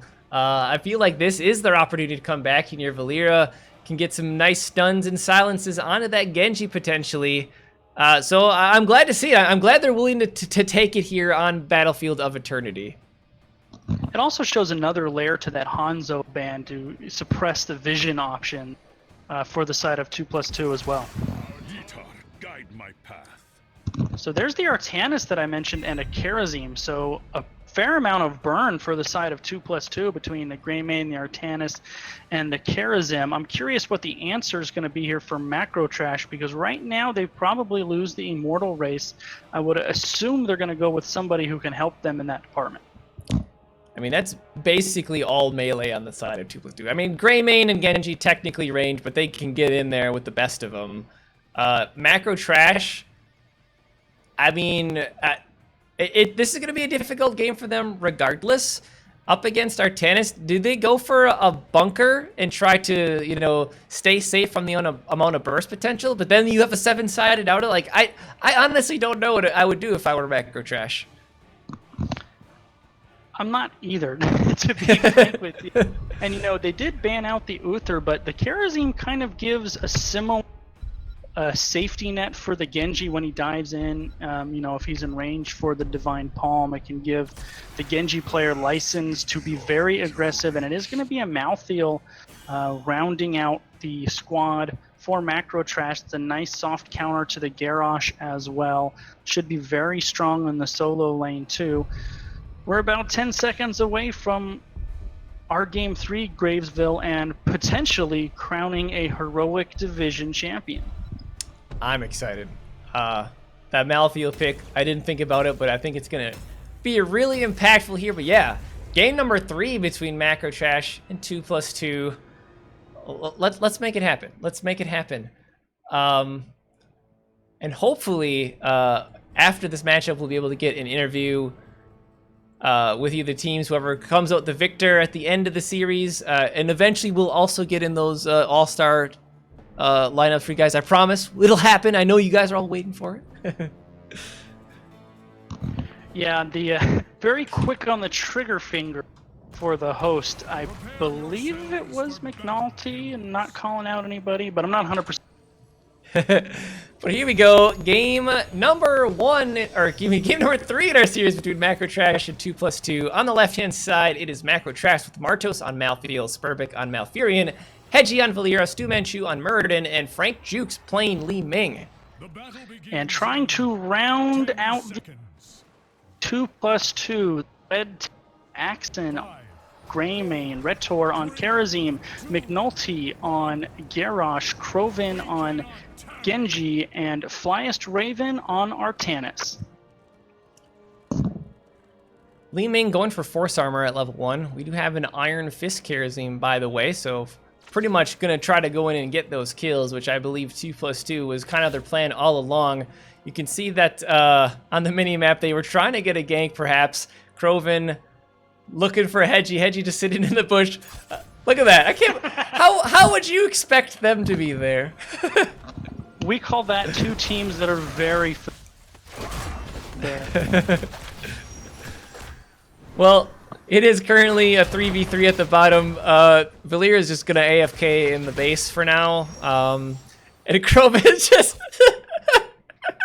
like, I don't know what to think about this. Like, it's just so funny to me. Crovin and Hedgie just having their own game within 1v death in the mid lane. Meanwhile, at the bottom, McNulty does take some good damage there from Frank Jukes.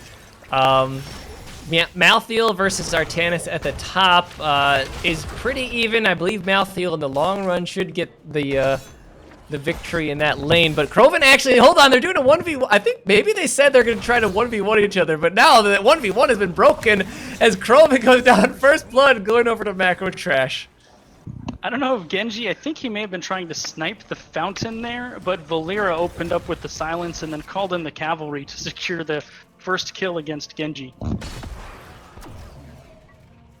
You know, early on, that's just a tiny amount of XP. Crovin already on the way back.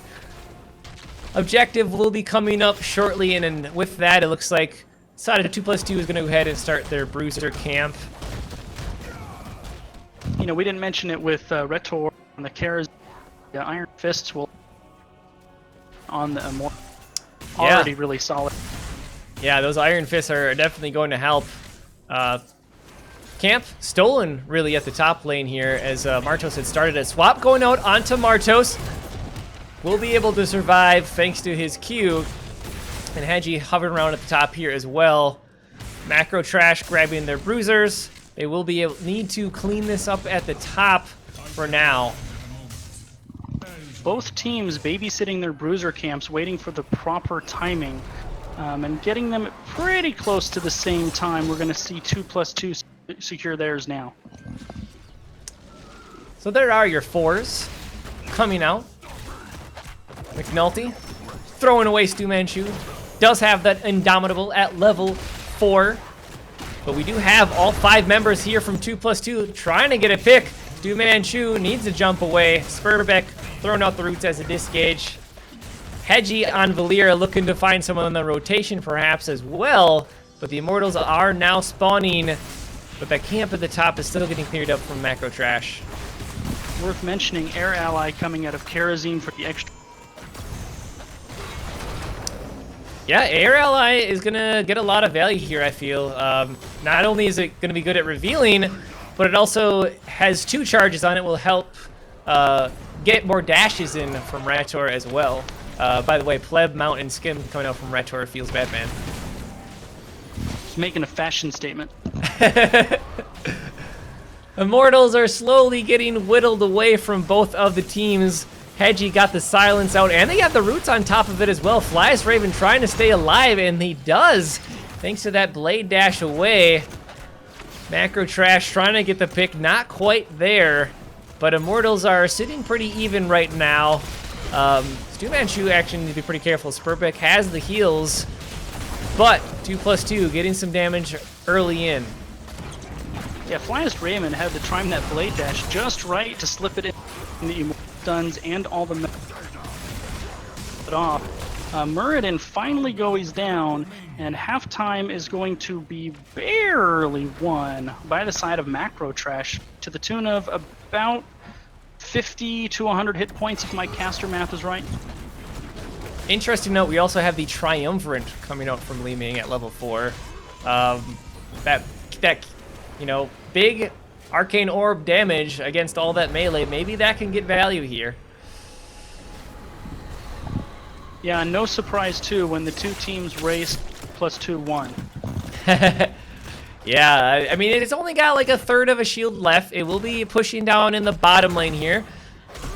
And we'll have to see how much Macro Trash can get out of this. Frank Jukes is pretty much the only damage they have to clear this up. In fact, they're finally gonna put Hedgie up top lane on Valeera so they can bring Martos down to try to clear this up.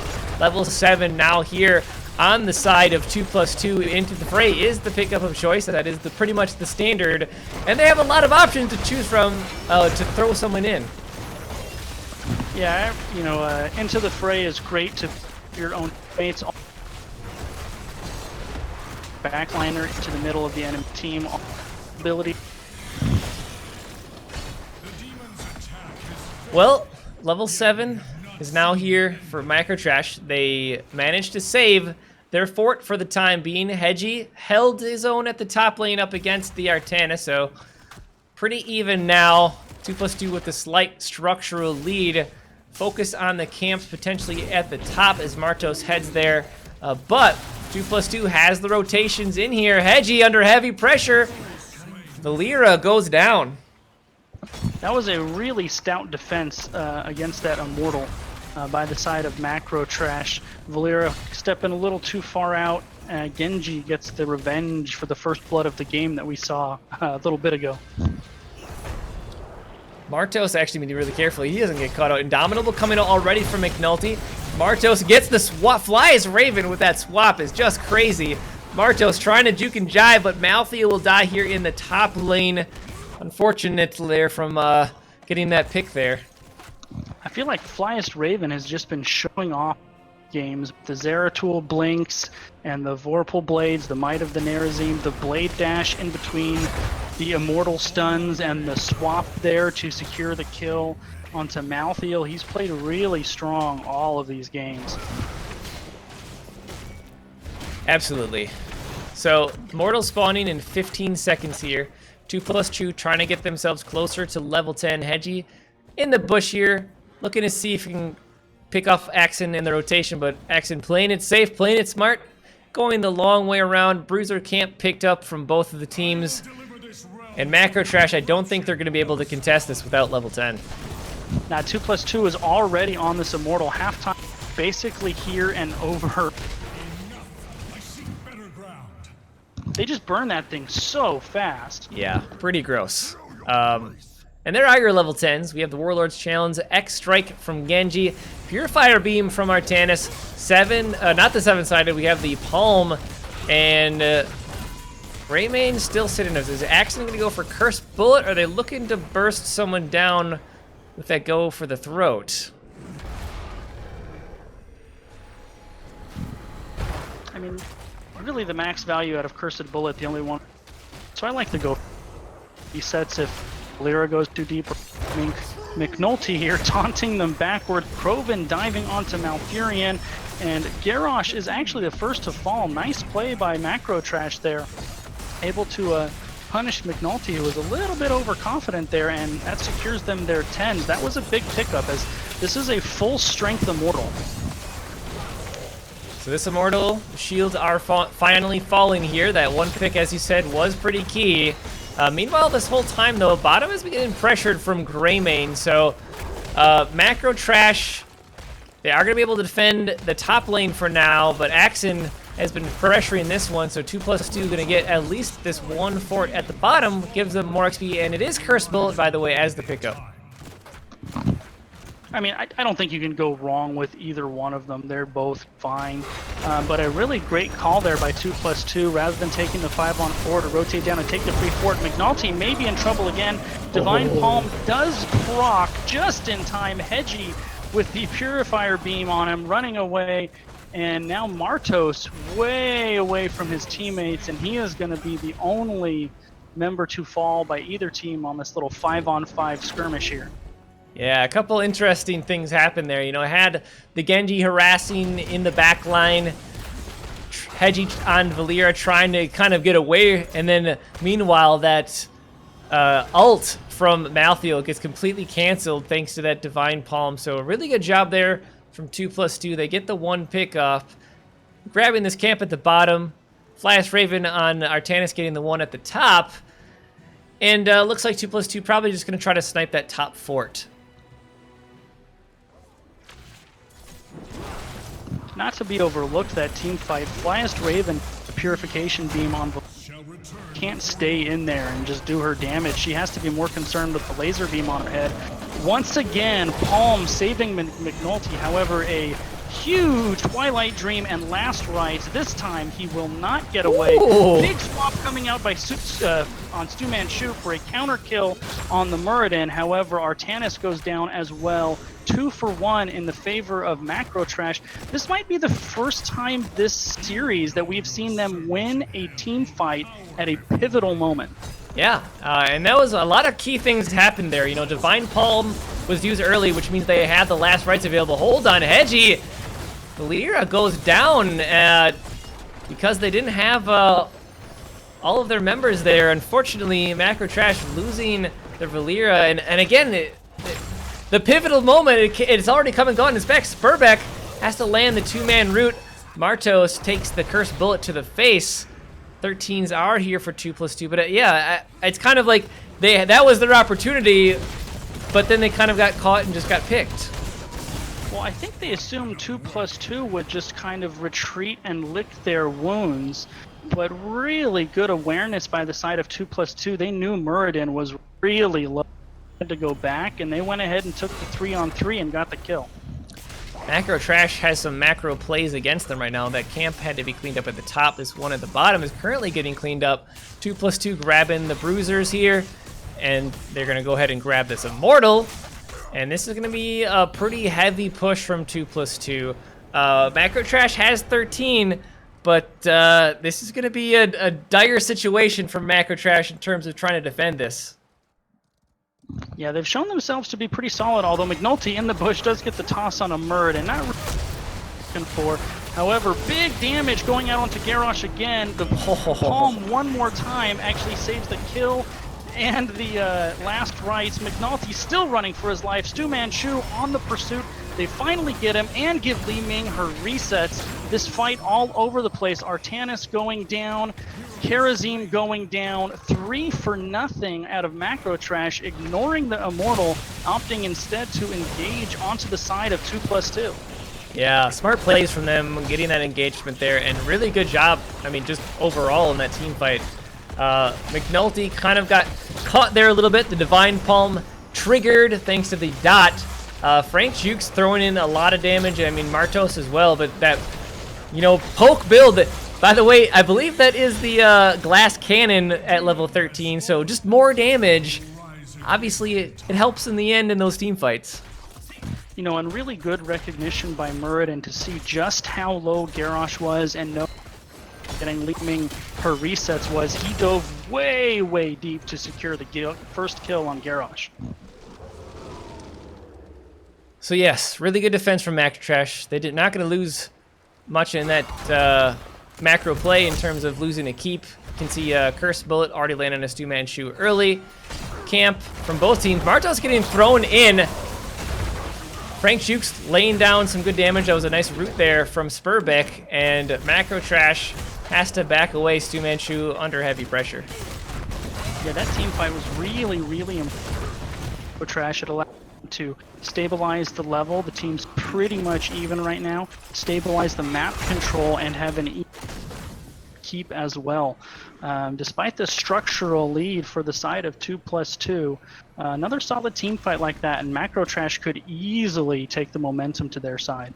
Watch this rotation top lane. Martos needs to be careful. In fact, he felt the pressure. The opponents were missing.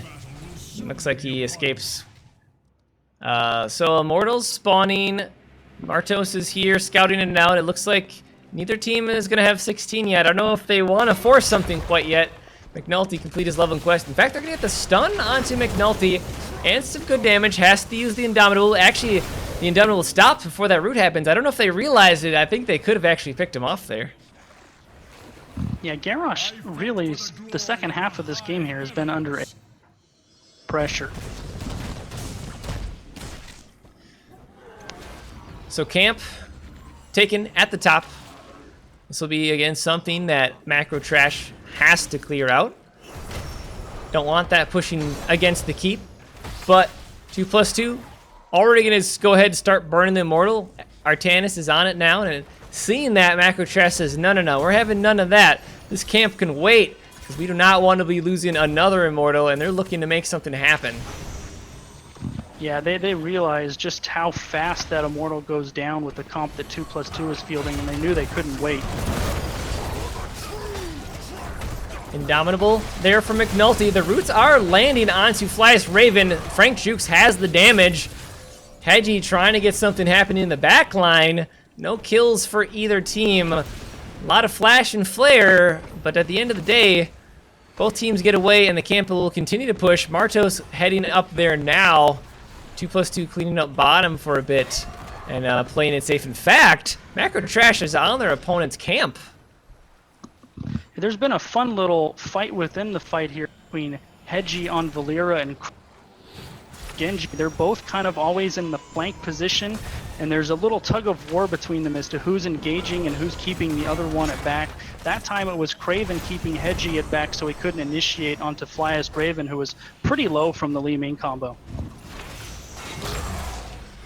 Tense moment. You know, Macro Trash, they know that this is basically the series. They're not willing to just get caught out here. In fact, Stu Manchu getting flipped over. The taunt is there at the last second. Stu Manchu has the time to use the avatar. Oh, Kroven! Genji goes down. Hedgie has the great silence there. Retar is going to get the Divine Palm. And Martos getting dove on. In fact, Retar is looking to get the kill. Does get the kill, but oh no, Retar actually might get away. Hedgie does not get away. This is a bloodbath. Macro Trash will get the better of it in the long run. Stu Manchu, in fact, jumping in to secure it. Oh, the swap under the building. Full team wipe going over to Macro Trash. That fight was a slobber knocker. I love that word, and it applies perfectly here. Macro Trash getting their first ace of the series. Going to parlay it into their first game as well. Let's see how far they can ride this momentum and series leverage a little bit of a level lead out of it. Yeah. What are they going to do with this again? We've kind of been critical, or at least I have been, about taking care of those opportunities. The respawn timers are still pretty short this early on, and really the only damage they have right now is Frank Jukes with that mirror ball Li Ming. Martos is on the way, but the members of 2+2 are respawning now, but it doesn't look like they have time to defend it.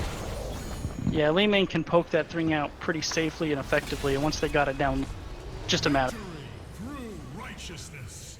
So this Immortal will be pushing in the top lane, basically a full shield Immortal for Macro Trash. The fort will go down. The question is, how much more do they get of his swap going on to Stu Manchu, and they get the flip. Immediately, Stu Manchu taunted as well. Muradin falls. Great pick there. 2+2. Wow, I mean, I'm just speechless. That was absolutely impressive. The swap into the flip, into the stun, and then the taunt to make sure that he couldn't dwarf toss away. However, Macro Trash showing the counter kill on the last rights, or on the Garrosh, I could say, with the last right securing it, and 2+2 full retreat now. So, the Immortal shields are still here for the time being. Fort is down. Macro Trash trying to get level 20 off of this push. These towers will get them about halfway there. They need to make sure they get the well as well. Flyest Raven trying to get some autos in. Retzer has to use the cleanse there to make sure he doesn't get picked. And he's looking for something. Flyest Raven with the aggressive blade dash. X-Strike goes out as well. Spurbeck actually has the beam on him, but Artanis will die.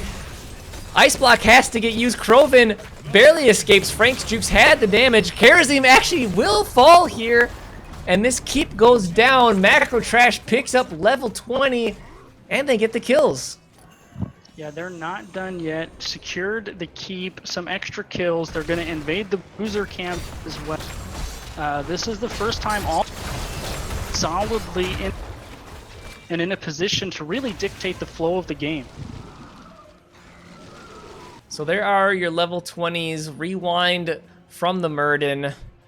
Valera's still sitting on hers. I'm going to be honest, I don't play a whole lot of Valera. I don't remember all of the options available. But with this level 20 advantage, Macro Trash is going to take the siege camp at the top, and they're likely just going to go around and paint the map blue. Yeah, they're going to grab their bruisers, probably bot as well. The side of 2+2 is just going to end up playing lane mate best they can, I would guess. But 2+2, that's not really their style. You have to figure, I mean, they're rotating down despite not having 20. They're kind of bushing there. They're going to try to get a toss. Actually, they're posturing to get a swap flip there for a second. It looked like they were going to try to pull that off again, but I don't think they can get the blow up with Greymane so far away. So, pressure in the bottom lane here. Oh, actually, it's too bad. Chu looking for damage. Oh, and they get the silence as well. Palm will get triggered, but Retter, Kerosene dies. Flyest Raven goes down as well. The beam going out. Oh my god, this is a bloodbath. Macro Trash showing how it's done. 4 kills with that 20 advantage, and 2+2 falling apart. Macro Trash, are they going to go try to end the game? It looks like that's their that's the call to do so. This should be game. They're going to burn their way through mid keep. 2 Katas and the small remnants of Siege Camp.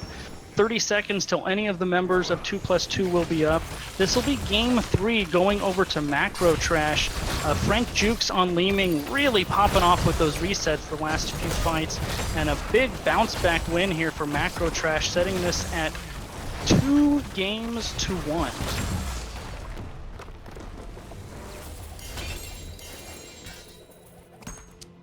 Wow. Yeah, I'm really excited. I'm really excited that we're gonna be headed to more than 3 games. Macro Trash showing how it's done here on Battlefield of Eternity. And honestly, like I said, I'm just excited that we're gonna have at least 1 more game. That was a really good game. Macro Trash showing a lot of to not, let those first 2 games affect them, not let kind of the early part of that game, which wasn't going their way, affect them. They picked their moments, won like 3 team fights in a row to close that game out. All right. Well, we are going to go ahead and head to another quick 2-minute break. Looks like McNulty whispered me saying they were taking first pick. And when we come back, I promise you, we are going to get to these All-Stars. I promise. It's going to happen. We're going to make sure that the teams don't start before we have it. So, 1 sec. We'll be back. Don't go anywhere.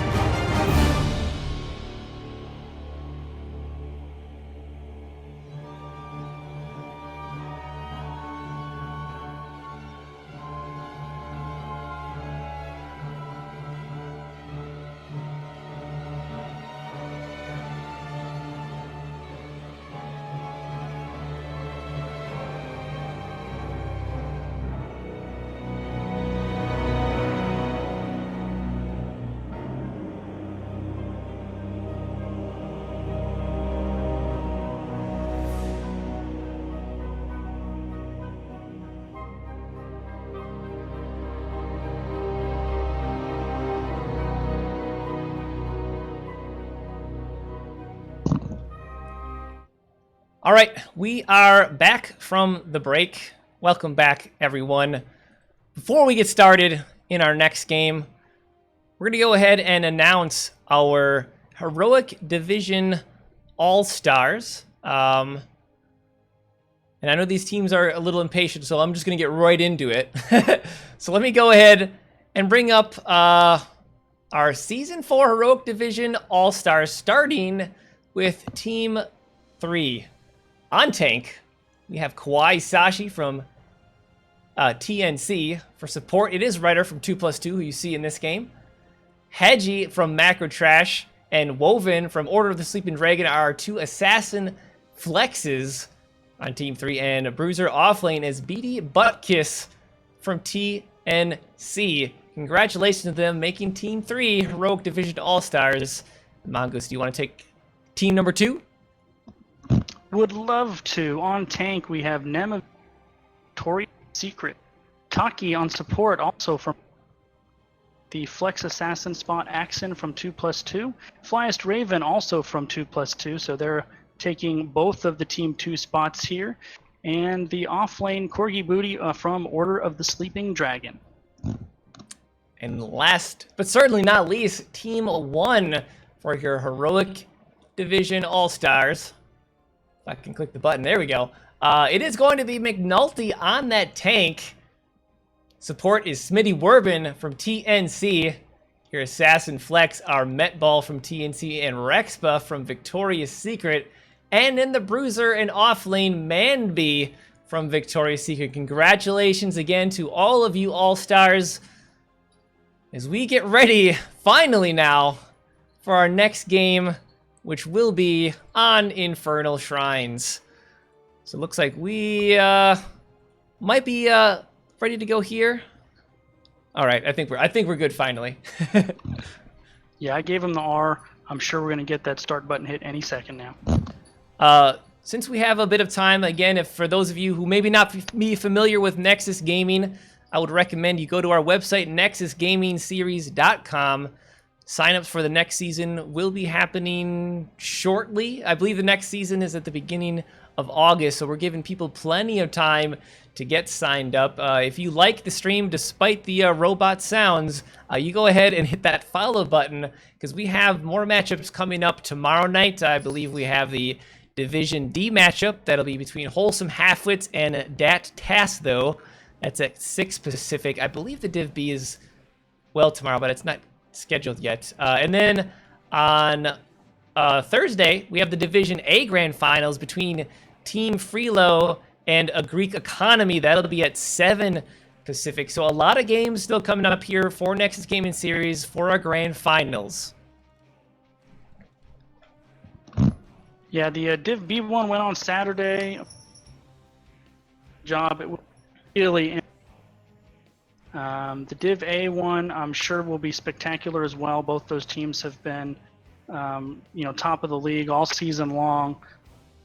Ready to go into Game 4 here. I think we're just waiting for the thumbs up from Hedgie. Looks like we're just waiting on that. But this was whose map pick was? Oh, this was Macro Trash's map pick. So on Infernal Shrines, 2+2, choosing to go with first pick. I'm honestly surprised. I guess I'm not surprised. Maybe they feel confident they can win on any of the maps, but when you have the option available, what is your preference? Do you prefer a map pick, or do you prefer first pick, or does it really matter that much to you? I think it's matchup dependent, actually. At this point in the season, these teams don't really have a lot of surprises from each other. The scouting, the information is out there. They've played each other. They know each other. So I think it just kind of comes down to honest analysis of yourself and where you stack up against the other team, and how you can, leverage your strength versus their weakness best. If it's something where you can do that with, first pick, that's the route you go. And if it's some specific map where you think you'll be better at your opponents than it, then you go that way. I really think it's matchup dependent. Well, on Infernal Shrines, we had been seeing the bans on Thrall and Garrosh. Last time we saw the ban on Hanzo instead. Hanzo in this map in particular is not highest priority as compared to BOE. Macrotrash taking their time to think about it for a while though, so maybe they're questioning what they want to ban here, because based on that last game, obviously they can go up against the Garrosh.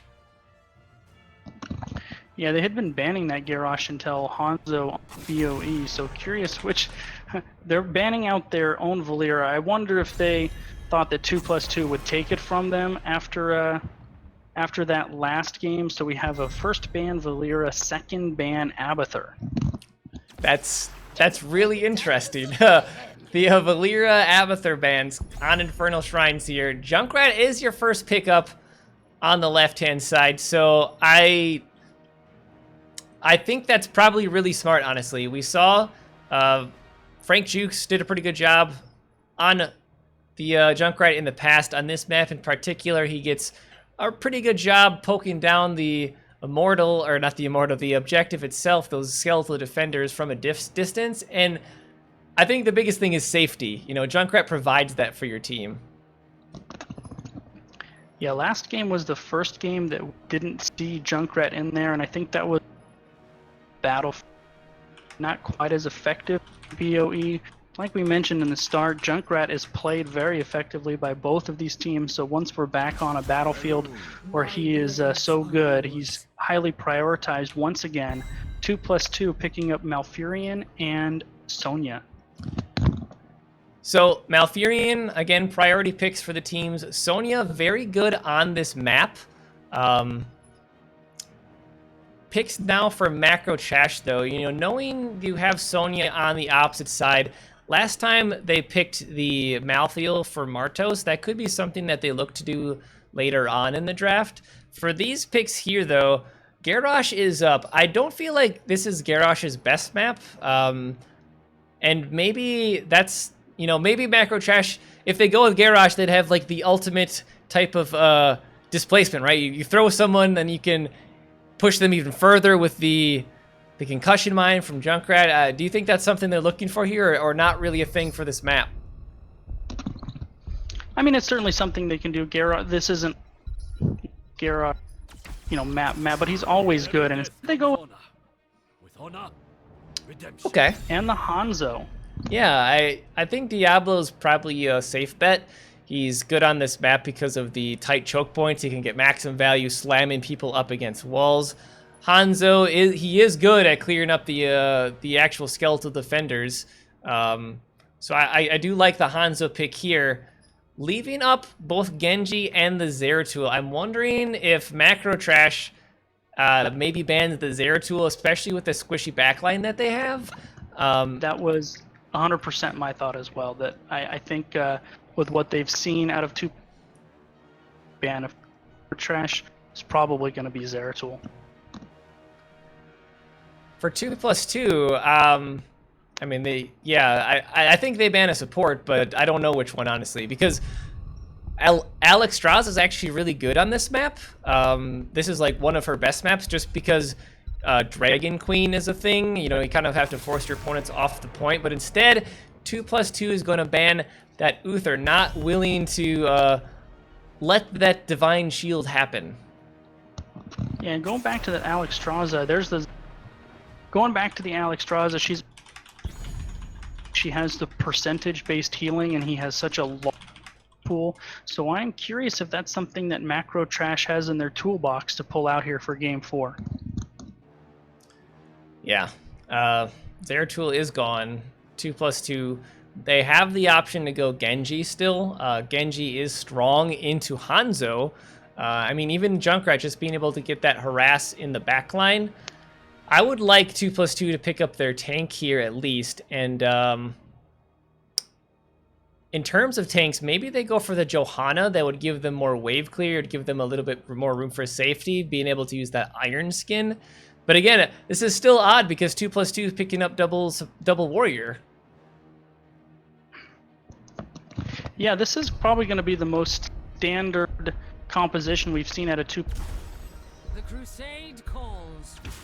And so Johanna Phoenix coming out for 2+2. I am very interested to see where Macro Trash goes with this. They have a little mini wombo set up as well with the APOC and the Dragon arrow. You could probably throw Riptire onto that as well. We're going to see a support, obviously. I wonder what that last flex pick is going to be. Yeah, I'm not sure. It is interesting that they kind of left it out there. I mean, I do like the Johanna, as I said before. I feel like that was smart. But I'm guessing it's going to be another range of some kind, like a Kel'Thas. I mentioned Alex Straza before. That is the pickup. And they're going to pair that up with Thrall, who did make it this far into the draft. So they finally get the Thrall that was banned out from them the first couple games. And Alex, who's the last pick going to be here? +2.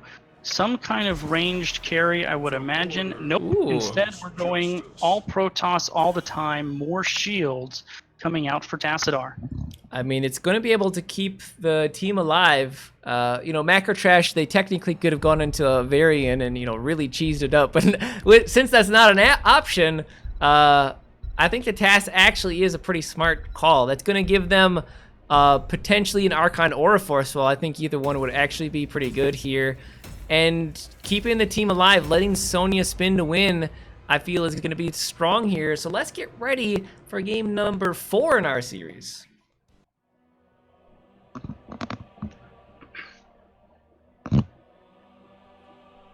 Did we lose you, Graves? Are you there? I think I'm here. Sorry, I had to there cough. Back. I'm back. I like the Tassadar pick in that the Malfurion is the heal over time. Tassadar can kind of burst heal sort of with the shield, so it kind of gives them a chance to catch that damage while the Malfurion dot healing kicks in. I agree. But here we go. Game number 4 in our series between Macro Trash and 2+2. I need to make sure I'm on the right camera. Hold on. Wait, did we have the things? Hold on. We're waiting for our rosters to get put in. On the left-hand side, in blue, it is Macro Trash with Martos on Sonya, Spurbeck on Malfurion, Hedgie on Phoenix, Stu Manchu on Johanna, and Frank Jukes on Tassadar. And 2+2, the red team, they did switch sides, so they do it to us again. Oh my gosh. So that's actually Macro Trash in the red, Hedgie, Phoenix, Tassadar, played by Frank Jukes, Sonya, played by Martos, Spurbeck on Malfurion, and Stu Manchu on Johanna. Level 1 talents. It is Hanzo going for that scatter arrow. Globes from Alex Straza. Sadly, no... why can't I think of the other talent from Thrall? It's the Echo of the Elements this time around, which I think is probably smarter. Something could have been said trying to get more stacks in, but against double support, it's probably not the best.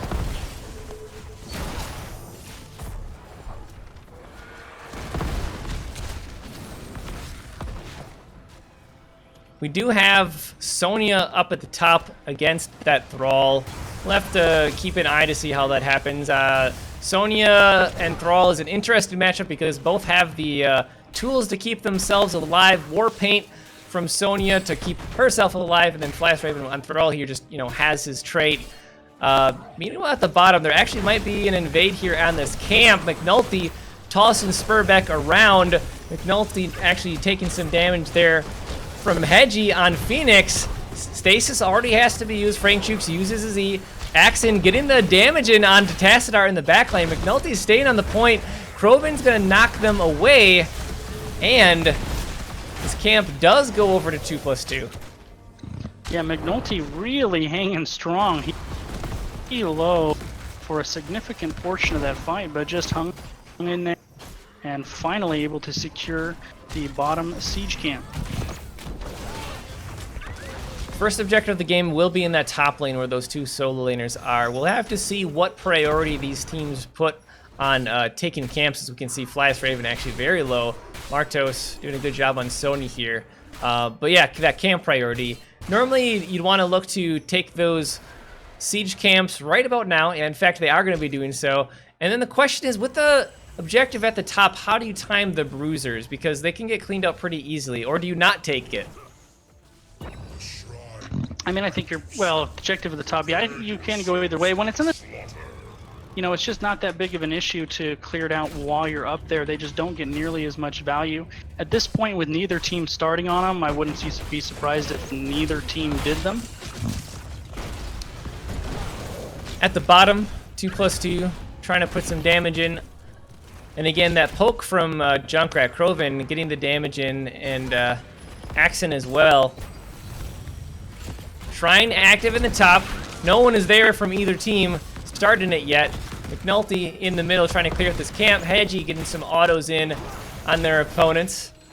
You can see the trap gets caught out there, but finally the rotation up now from Macro Trash. Yeah, both teams going to start working their way up there. Both teams opted to clear camps first. Diablo's still working. Macro Trash opting to push it in a little bit more.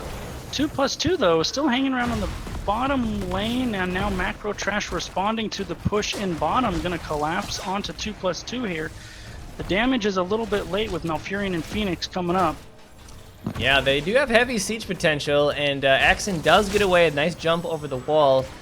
But 2+2, yeah, with that siege potential, that is something that Macro Trash has to keep in mind. If they don't see their opponent somewhere on the map, they could be waiting in the bush, get a damage. They could just be looking to get the macro play on the map with the push. But the objective right now is firmly in the hands of Macro Trash, as they have Sonya sitting on there. So 2+2 trying to get value elsewhere. In fact, at the bottom, hold on, Macro Trash might be getting someone picked off here. Yeah, Macro Trash gets the pick onto the Alexstrasza, and 2+2 just doesn't have any. They seem like they were trying to get value in bot. Macro Trash having none of it though, and rotating down in force. Now everyone but Tass and Hanzo finally seem to be making their way up to the objective. Axon on Hanzo, by the way, has already completed that level 1 quest. We'll have to see all those additional bounces, that damage going around. Full circle of healing coming out from Alexstrasza so far. And this objective will go over to Macro Trash, but we'll see what 2+2 can make of it. You can see them pressuring middle and bottom. And actually, Frank Jukes on Axon getting some nice damage in. Axon with the trades on the Stormbow. But again, Frozen Punisher pushing in the top lane. It looked like the early strategy from 2+2 there was to try to push opposite the objective and not really worry about it. They really didn't get much value that strategy. Hard rotation from Macro Trash, and for the first time this series, it's actually Macro Trash with a little bit of an early game lead. In our other games, it was 2+2 taking the early advantage. Yeah, I think a lot of it comes down to the good response, like you said, from Macro Trash. I feel like they responded to the situation well, and 2+2 didn't get the value that they sought so hard. Ultimately, that Punisher gets like the wall, and that's about it. That's basically what you expect from the first one. But 2+2 staying pretty even in XP, which I think is pretty good for them as well. Macro Trash was able to get more pressure on field so far, which they top bruisers. Phoenix now. Sonya securing as well. And both teams gonna hit 10 here. It looks like at almost the exact same time. Posturing for an invasion is Macro Trash. And a disengage coming out of 2+2. Yeah, Martos landed the nice spear and a retro in the back line, forced the Alexstrasza away. And like you said, level 10 is basically going to get picked up at the same time. Phoenix is pressuring top lane heavily with that camp, so Flash Raven is going to have to clean that out. We do have the Archon coming up, by the way, from Tassadar. No Force Wall. Tranquility from Malfurion. The Dragon Arrow and the Earthquake, but this camp picked up from Macro Trash just to match their opponents for now.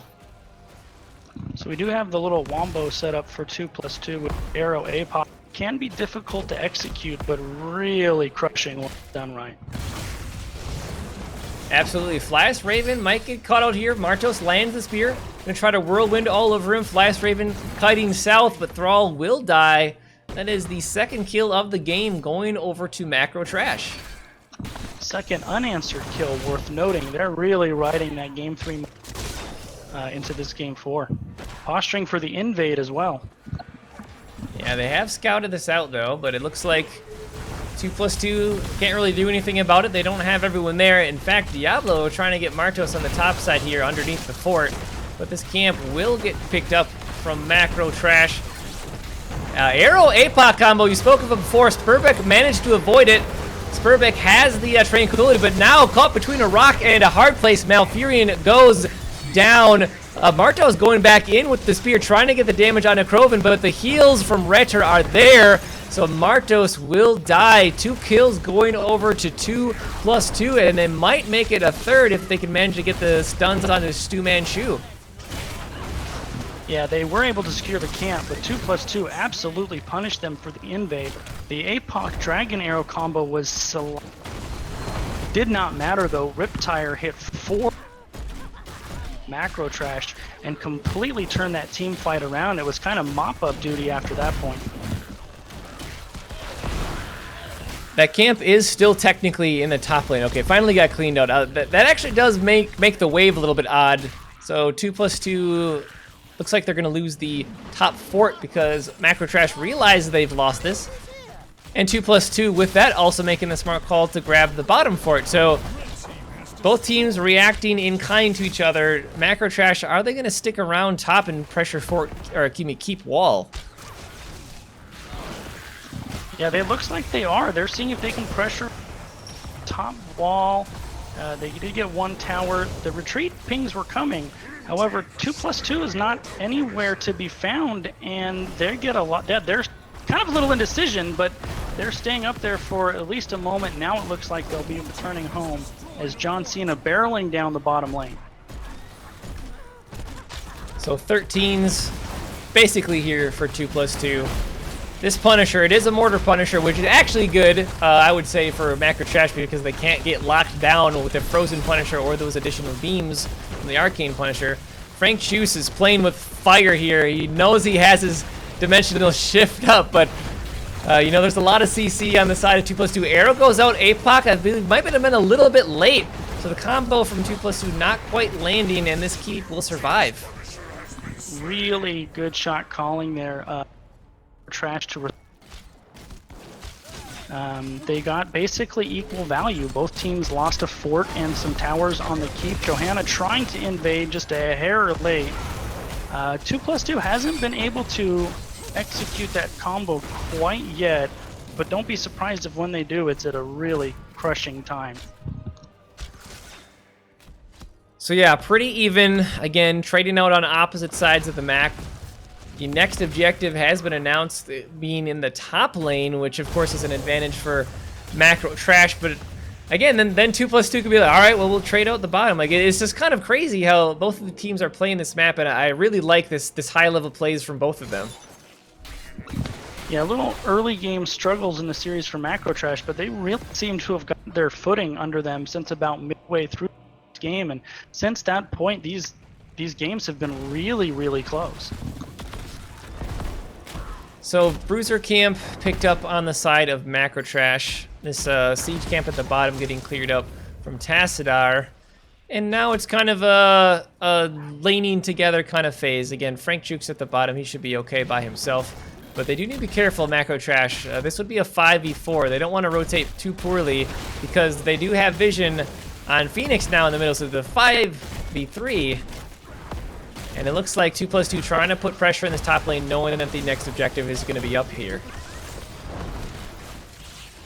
Phoenix is coming up. Tassadar looks to be staying down. So Macro Trash, now he's finally rotating up. They're going to respond to this pressure. The entire front wall goes down. Macro Trash knows, though, they really want to keep that fountain up for this next objective, so they kind of had to respond with a full team rotation there. Yep, Fountain survives. Axon throwing down that Sonic Arrow will scud out Stu Manchu. Bruiser camp started on the side of 2+2. Macro Trash not going to contest that without any kind of advantage, but instead going to go, it looks like, to the bottom lane to... Well, maybe they're looking for a gank on the rotation to bottom. No, they thought about it and decided against that.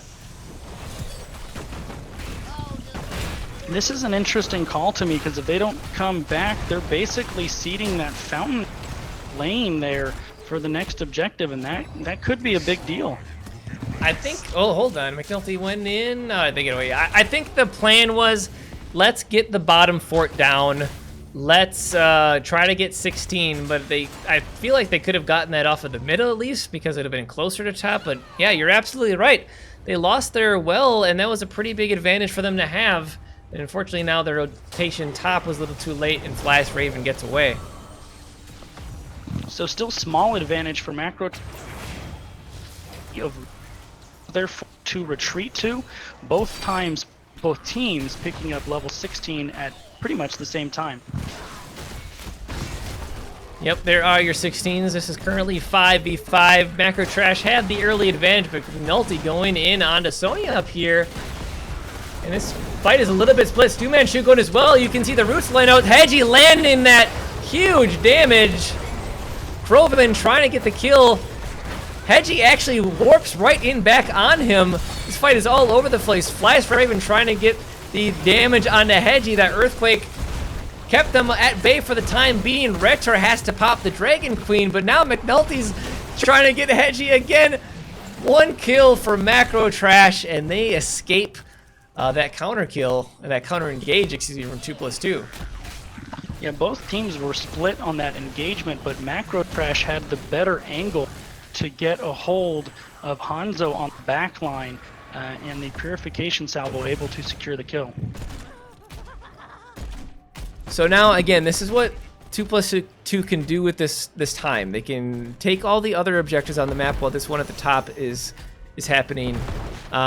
In fact, I don't know if it was beneficial for Macro Trash to hold that at 39 and then try to take back control of the lanes instead, because they basically had to concede the camp here, and it looks like they're not even pushing it with it now unless they make the late rotation up there.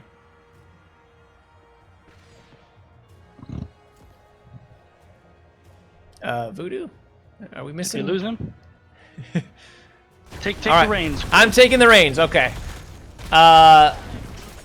So here in the top lane, again, this Arcane Punisher jumps in, and I'm lagging now, unfortunately. McNulty under pressure. This keep will fall eventually, but these beams are starting to hurt. Punisher jumps in, lands on a 2. They get the combo. Riptire coming out as well. Hedgie gets away. Spurbik has to use the heal. Damage coming out. Flyest Raven will die here. Hedgie gets the kill on Diablo. Junkrat goes down as well. McNulty had souls. He is back. And it looks like Macro Trash may be backing away for now. Looks like we have our camera back. Okay. But yeah, the keep goes down, which I feel was really good job from Macro Trash getting those set of kills on top of that.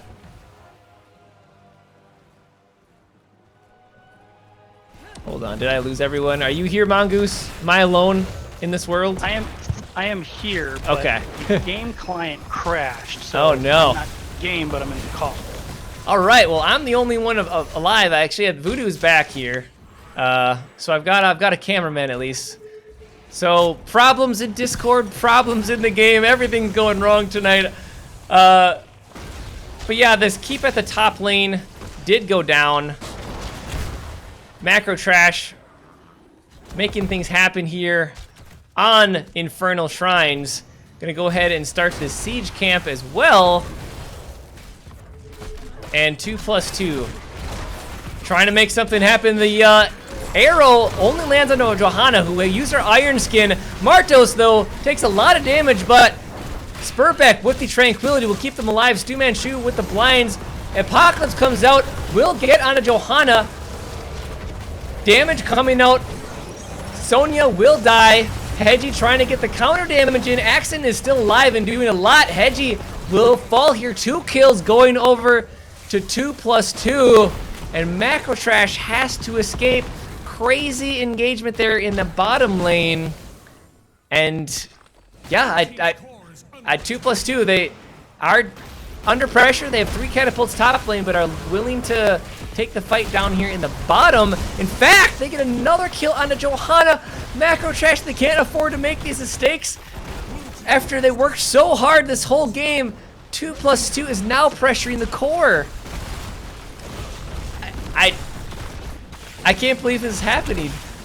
2+2 gets the kills, stagger the deaths, and they're gonna go ahead and pressure this core. That will be the game and the series going over to 2+2. They take it in 4. GG's, they are your heroic division grand final champions. Well played by them. I was able to watch it on screen share, so I kind of saw what happened. I think I'm going to relog just in time for the game to end here. Congratulations to 2+2. Couple of big team fights to turn that game that they were behind for most of it into a championship clinching win. Yeah, crazy. Those last few moments there, Macro Trash. They had such a good job. Like earlier in that game, they were getting the kills in, and then 2+2. They said, you know, we need to make this pre-20 fight happen, and they made it happen. Here again on Infernal Shrines. Congratulations to 2+2, our heroic division champions, and we're gonna see if we can perhaps get an interview from McNulty. But yeah, any thoughts on that last game?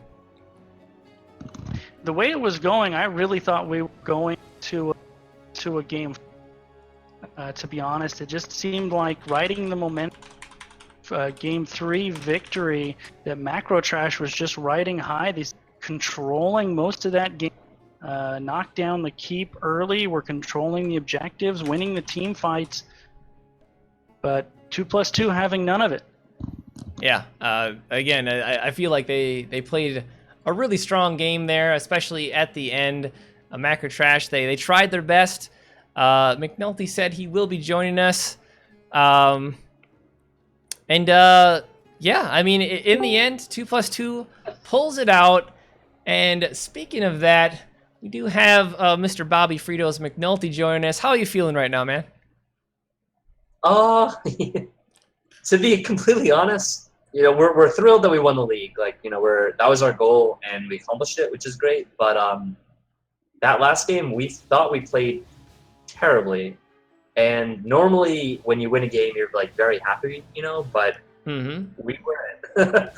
We were saying we made a lot of mistakes. Like, I don't know. Like the game 1, we played very relaxed, and I think it was a very smooth win. We thought that maybe they had something prepared for Braxis, but I don't think they really did.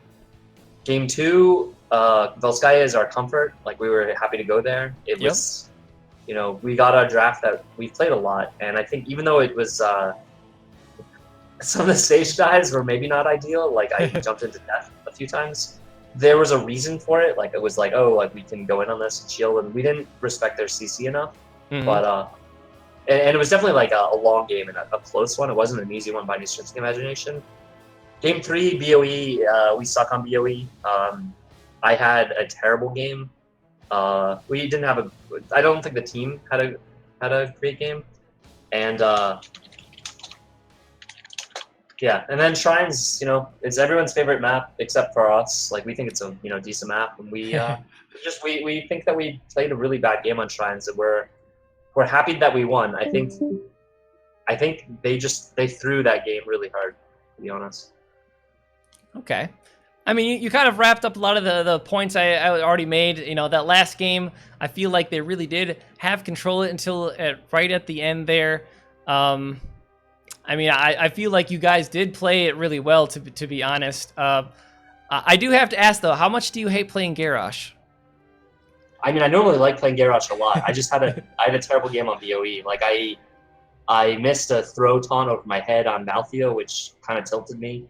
It's the longest it's ever taken me to stack my Q against them. They were dodging it really well.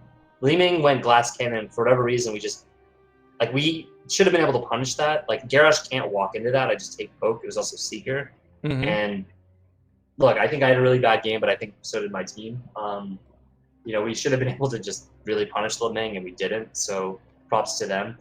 Honestly, the Shrines game, thank you for complimenting us on that. It's always appreciated. However, we had a big Wombo combo, and we've played that combo in like a lot of our other NGS matches, and it's something we have. It's not like we have a ton of things that we practice, but it's like one of the few things that we practice quite a lot. Yep. And we whiffed like every arrow APOC. We didn't get a single good dragon fight on the shrine where we could have an earthquake. Like our comp, honestly, we loved our draft. I think we got a great draft on shrines, and it was better than their draft. But we just screwed it up majorly, and we got lucky that we were looking for an 18-19 fight. They should never have given us that fight. Like, they had top keep pressure. Them being bot lane is like a big mistake. And we were able to get like a sweet engage on Johanna. And honestly, like, they just, and then we weren't sure if it could end. And then they fed another death trying to protect the keep that was 100% dead. So, like, how do I put this? Macrochess is a good team. GG to them. Hopefully this doesn't sound like flame for them because it's not intended. It's more so like we're looking at our own play, what we could have done better. Sure. And yeah, they handed that game to us. So like this series should be going to a game 5, to be completely honest. Well, I mean, you guys pulled it out in the end, which obviously has got to feel good. Mongoose, do you have any questions or comments? No, he covered it pretty well, to be honest. You actually took the words right. Pretty much what I said right before I came on is I thought it was 100% going to a game. First 90% of that game, they seemed to be, controlling it. We during the cast, you guys just seemed to be not 100% in sync with the Dragon Arrow APOC that you were trying to do. But late game, despite how you guys weren't happy with your play, you were in a position to punish the mistakes that they made and did so and took the game. So, I mean, that's the way it rolls sometimes. I mean, thank you. I mean, one other note about that is like their early game before we have ults with Sonya on the shrine with a Taskstart healer. Like our idea was just to give the shrine top, and they kind of were playing our own game by just like rotating, and we were fine to just get the XP. But like I can't emphasize enough. Like Diablo's weak before he has souls. Then once you get souls, you're like, especially against their comp, they don't really have a way of punishing me too much. Mm-hmm. It just. Honestly, it was I like the guys on Macro Trash. I mean, let me just say flat out, I really like them, and again, thanks for a good series. But this should be going to a game 5 for sure. Like we got very lucky there. I think they were the better team on BOE. No one would doubt that. And the first 2 games, we were the better team for sure. But that game they threw pretty hard. Well, it was a good series to at least cap the season with. You guys didn't lose a series to the whole season now. I think you guys played pretty well throughout. Obviously, mistakes were made. Learning is the key here. And I feel like you guys have come a long way. How do you feel like you compared from the beginning of the season to now? I think we've improved. I mean, I would hope every team has improved, right? Like every team has played matches. I think there are very few teams that like didn't really practice, so like every team definitely got better. Mm-hmm. Macro Trash showed a lot of improvement, clearly. Like when they had roster swaps, they kept getting stronger as the season went on. I think we actually had some good preparation for them. I mean, to be completely honest, I feel like, and I could be way wrong, but the drafts that went as I expected them to go, like I kind of had a handle on how to ban them, how to pick. They just played a lot better than us on BOE. I don't even think our draft is bad. They just played a lot better than us, like for sure. Sure. But they got better. I mean, they are a very good team. So nice season. Well, again, congratulations. Do you have any final words of parting or shout-outs before we get going tonight? Yeah, I mean, for sure. I'm going to shout out you guys. I really, appreciate all casts, as is my team. It's NGS is a real pleasure. So we really, NGS is a really fun league. And I cannot emphasize enough to everybody that HOTS is so much more fun in a competitive environment, especially when you're playing with friends, especially when those friends are able to joke around and especially when they all tell me that I'm the reason we're losing. Makes me feel so good. But basically, they, so shout out to the other teams in NGS. Macrochess had a really good season. They should be really proud of their playoff run. I think it was really strong. The other teams in NGS, like not to list all of them, I want to shout out Team Freelo. They have their grand finals, I believe, on Thursday. Yep. So I'll be watching that one. I'm really rooting for those guys. And yeah, I think that's it. All right. Well, thanks again. Congratulations. Well earned victory here, and hopefully we'll see you again soon. All right. Yeah. Thanks a lot, guys. Yeah. Bye for now. All right. Well, that is it for us tonight. Again, that was our Heroic Division Grand Finals between 2+2 and Macro Trash. 2+2 winning it in 3-1 fashion. Again, congratulations to them. We saw our All-Stars earlier. We do have more matchups coming our way again tomorrow. We have Division D, Wholesome Halfwits versus Dat Task, though. Thursday, as McNulty mentioned, is the Div A Grand Finals between Team Freelo and a Greek Economy. That's at 7 Pacific. Otherwise, yeah, it's been an exciting season to cap things off with. Mongoose, do you have any final thoughts for us tonight? Yeah, a couple things. First of all, congratulations to those guys. Of course, 2+2, big championship for them.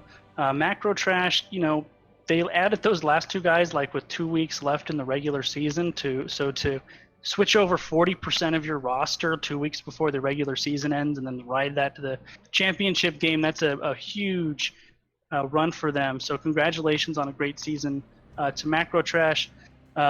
Biggest shout out to Twitch chat for hanging in there with us through Blizz server issues, Discord server issues, sound issues, mic issues, robot issues, Ragnarok issues, all kinds of issues. And then Graysville and I have been kind of swimming in parallel circles for quite a while now. First in Chair League, now in NGS on parallel teams, and this is the first night we've gotten to work together, so that's exciting. Happy to finally get to be able to do that. And come hang out. I stream Monday, Tuesday, Wednesday in the evening, usually with my NGS team. And that's it. Thanks for having me. And where can we find you?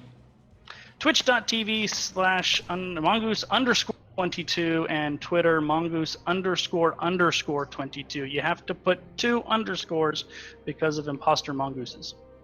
Those darn imposters. Well, thank you for co-casting with me. Again, I apologize for all these terrible technical difficulties. I'll have a VOD up that'll be on YouTube. That'll be a nice, clean, hopefully one. My name is Graysville. If you enjoyed the cast, I would appreciate you check out my channel also as well, twitch.tv/Graysville. Make sure you send me a follow. Make sure you send Mongoose a follow. Make sure you follow this channel because, again, we have more matchups tomorrow night. But that is going to be it I can't even talk. That is going to be it for us tonight. And we'll see you all tomorrow night, I hope. But bye for now. Good night.